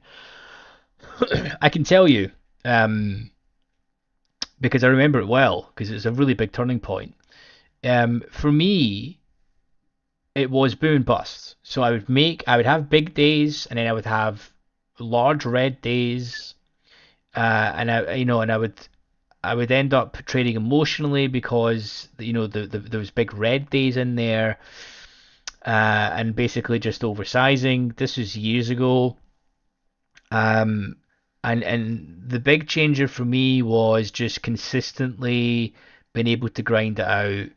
I know that I'm always going to be there tomorrow, the next week, the next quarter. Doesn't matter what the market throws, because I get extremely good at managing risk. Um, And then being able to take more profit factor out of the market just comes down with constantly tweaking things like watching your max adverse excursion, realizing which day types you're better at, just being more patient. That just comes with time. But you really need to be one with your journal. And the number one thing I would say is just you need to be able to consistently take losses and consistently win. As soon as you're okay with losing trades, now I know that everyone says this. Now gradually let's just see how many short positions liquidate here. Let's see how far we can go. Let's see if we can get a sweep of this high and then revert back in, because there is such a long way to go here. So while that happens, I would say that being able to know what your downside is, know what your upside is, allows you to just be more in control. And then all the slight tweaking you'll do over time. And one of the challenges I would put to anyone, if you can keep a prop firm account for 3 months, that's half the battle. Because many people don't. But probably 99% of people don't. So the trick is, the only way you're going to do that is size down.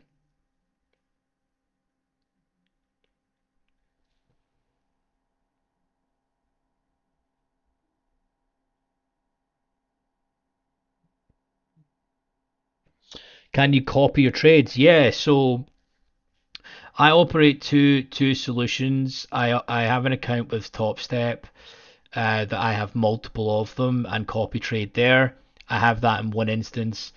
That's through Rhythmic and RTrader. With Sierra Charts, I use Denali data feed for my data and then use different order routing. I then have a different instance that runs with my personal account through Teton. And that allows me to manage there. And then typically for the day, depending on what's happening, I'll decide what I'm going to execute. But I typically separate the prop from personal. Typically.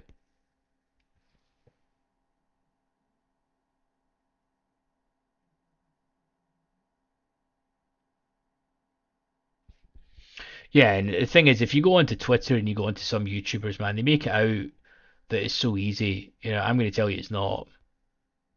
It's not easy. It's possibly one of the hardest things I've ever done in my life is trading. Extremely rewarding, fantastic skill to learn, but my gosh, was it a battle. Just constantly having to be self-aware all the time. Always having to be, no trade can be, screw it, we'll just take this one. None of that. You need to always be on your game. And you can imagine just how we are as humans, how things happen.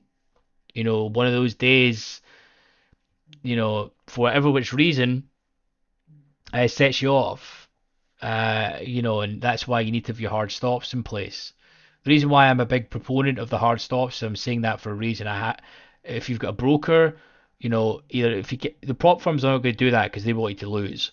So you need to do it yourself. And with your own broker, your broker doesn't want you to lose because if you lose all your money to the market, they literally make no money. So phone your broker and say, hey Bob, like I'm a degenerate at times. Can you stop me from trading at this time, please?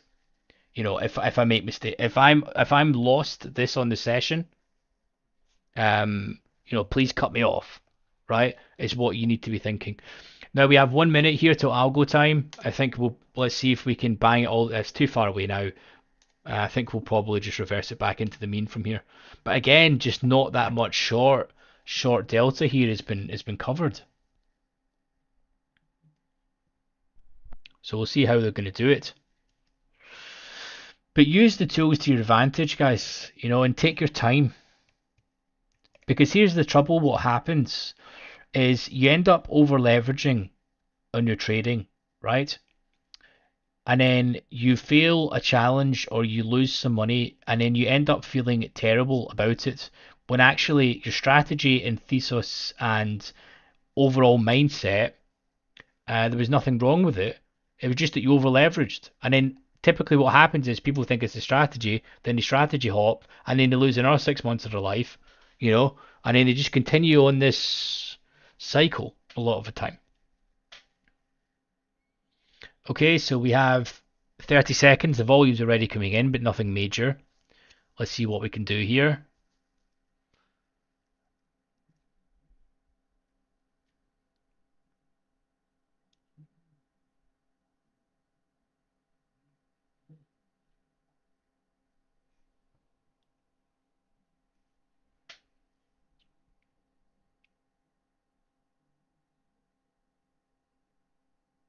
Even the market on close is there's not that much volume coming in. We'll see in a minute. Well, there is now. But just revert back into POC, shall we?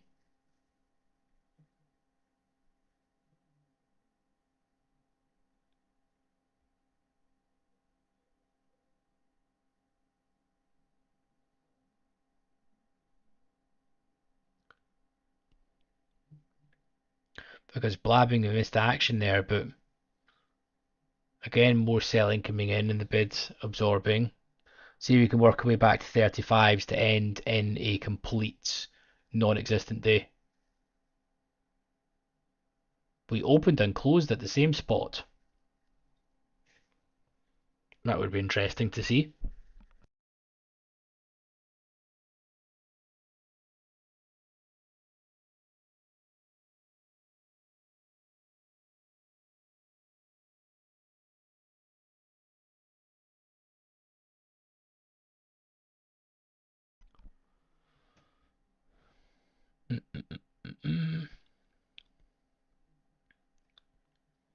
So we've maybe got 2 minutes left of this volume, and then it's just grindy.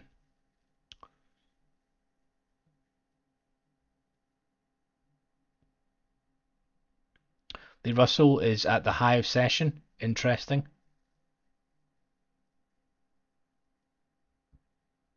We've now just broken out value area high.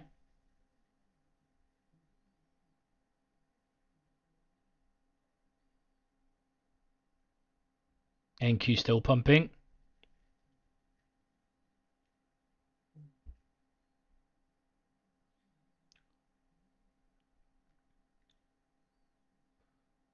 So you can see how much the bid is still absorbing. So we'll see if they're going to pull and then revert back in.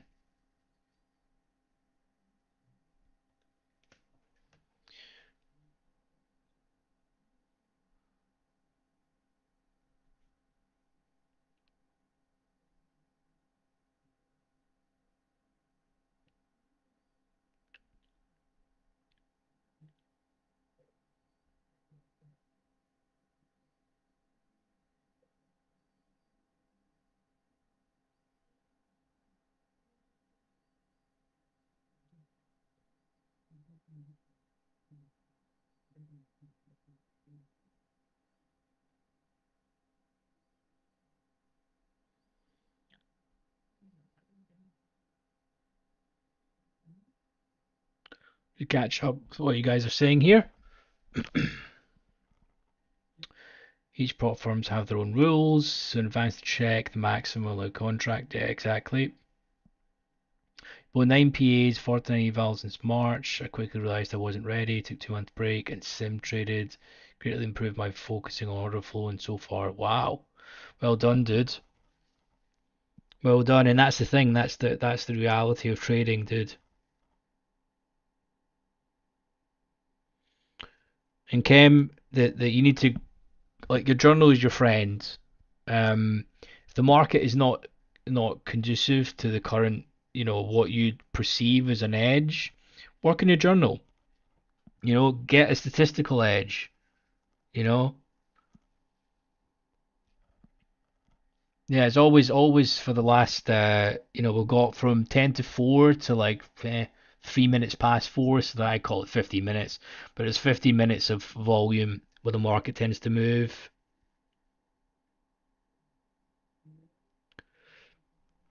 Yeah, tons of sweeps, and then we'll just revert back in now. Typically, two lampos with the force for many in the last 2 hours. Yeah, exactly, mate.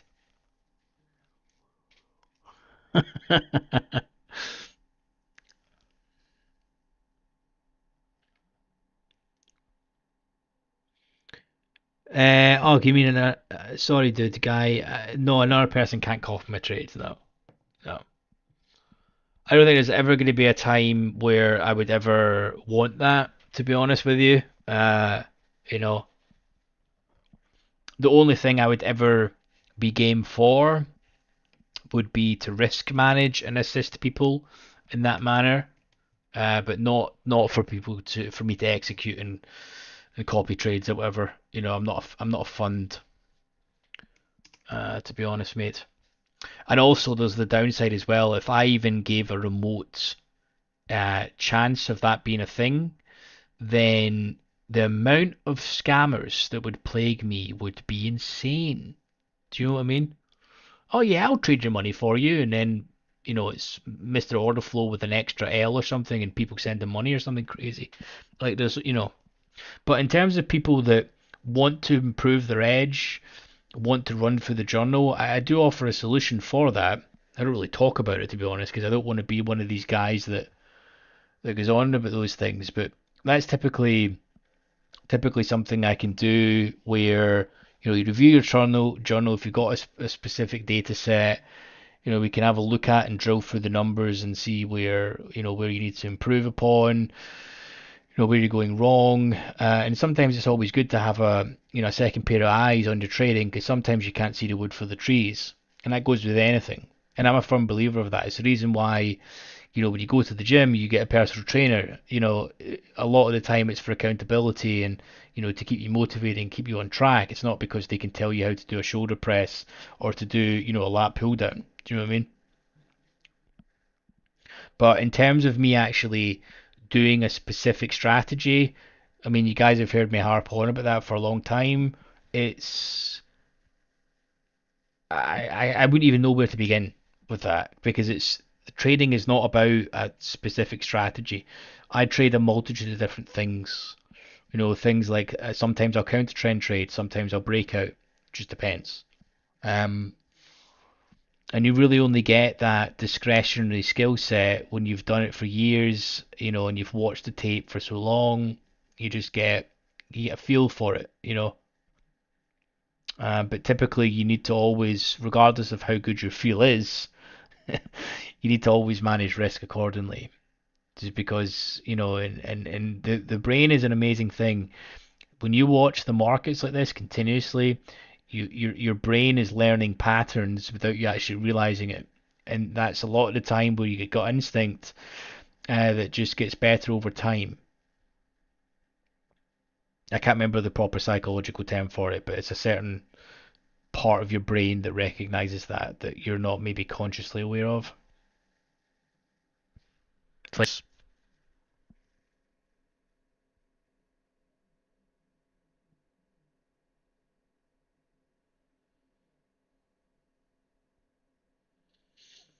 so they're under it's Chicago Board of Trade, mate, and it's ZN is the 10 year, ZB is the 30 year, ZF is the 5 year, the UB is the Ultra Bond, TN is the Ultra 10 year, ZT is the 2 year. No problem, Jamesy boy. Thank you very much, matey. GT3RS. Nice, dude.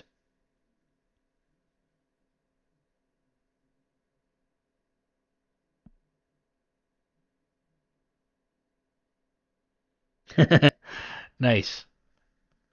Yeah, exactly, Pike. Glad you enjoyed it, Figgy boy.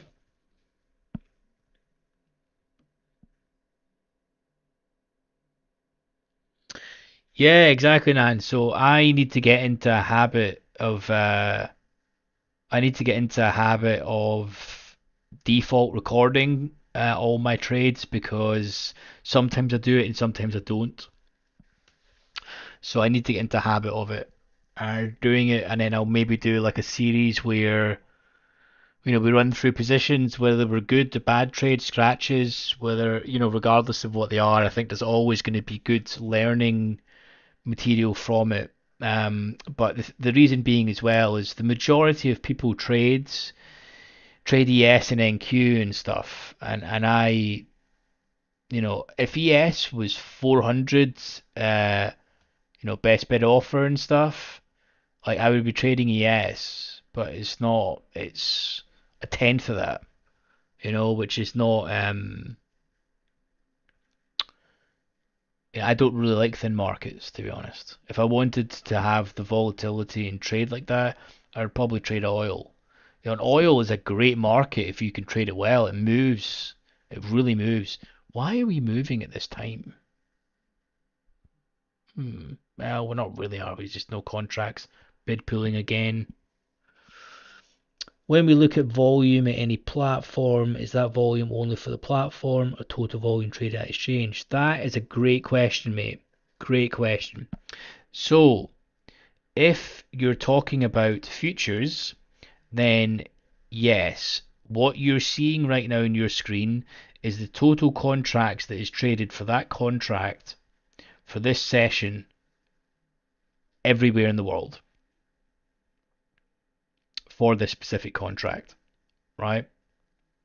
And when I'm in the UK, and you may be, but if you go and buy a contract or I buy a contract, you will show up in the volume profile. So in other words, to simplify that, that's a centralized market. So everyone sees the same thing. They see the same volume profile. They see the same bid and offer. The game is a little bit fairer, right? Go on to the likes of CFDs and Forex, where it's not centralized, not a centralized book. Same as like crypto markets, for example, they're not centralized either, where it's open all the time, and the volume is coming from a multitude of different exchanges. So it's not as transparent and can be manipulated slightly more. Really good question.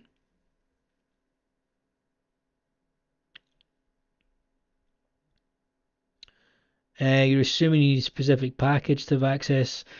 Carlos, what's do you have Denali data feed? Do you have a data feed or anything connected to it? Or are you just on like a free trial where you've got delayed data? If you go into find symbol, you should see CBOT, which is the Chicago Board of Trade, and it's all under there. Oh, you trade bonds only. Very nice, Nan. Very nice. Yeah, 100%, and that's good. It's good. That's what I like. Well, we can run over something like that.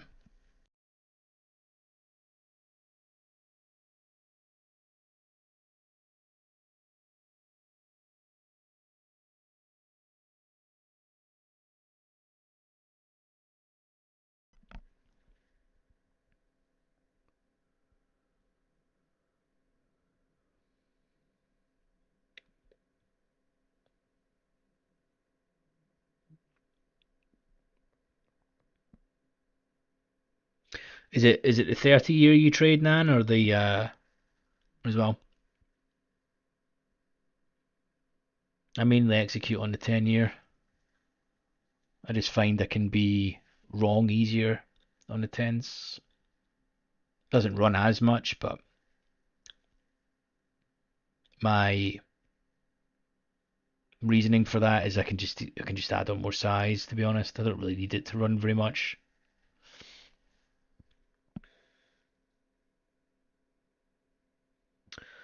Take care, Alex. Hopefully tomorrow's a good day for you, dude.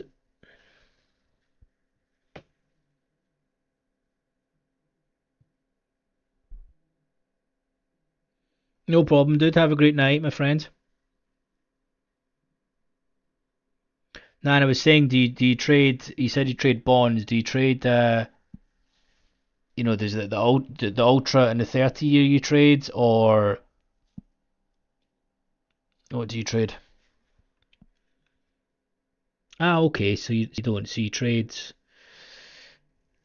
the 10-year and the 30-year with some of the ultras thrown in. Nice one. Very nice. Yeah, I mainly execute on the 10-year. I just find I could be slightly wrong more on there, man.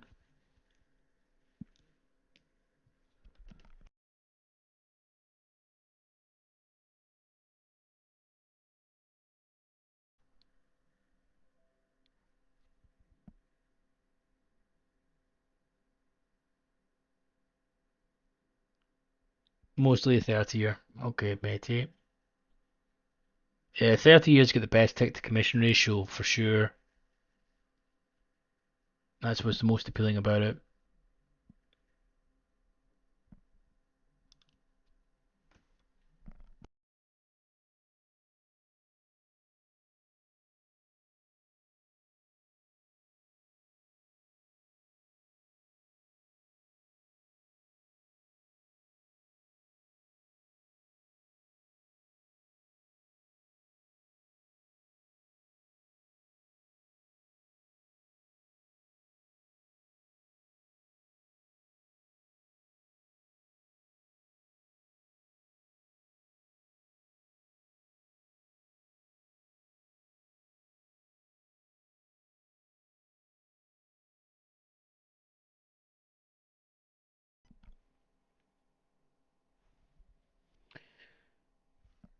So quite a crazy.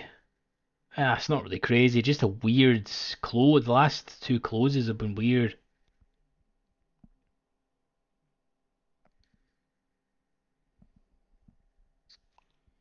So that basically puts us at like negative 50,000 contracts closed, or at least selling. This market is just moving by complete bids and offers have been pulled. It's very wacky at the minute.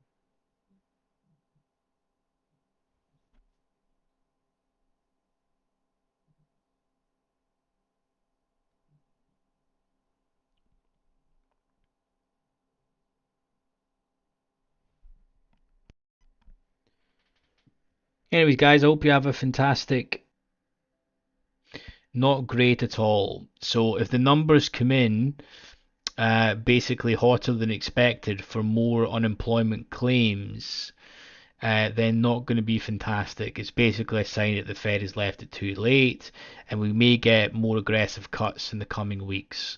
And then all eyes are going to be on the next NFP that's going to come out. So we'll see what happens. So stay safe. Keep an eye on those numbers tomorrow. Um, and we'll see you guys on Monday for the stream. So we'll be live in the Discord, or not live. We'll be hanging around in the Discord while I'm traveling and stuff, but won't actively be taking any positions or doing any streaming. So take care, guys. Peace out.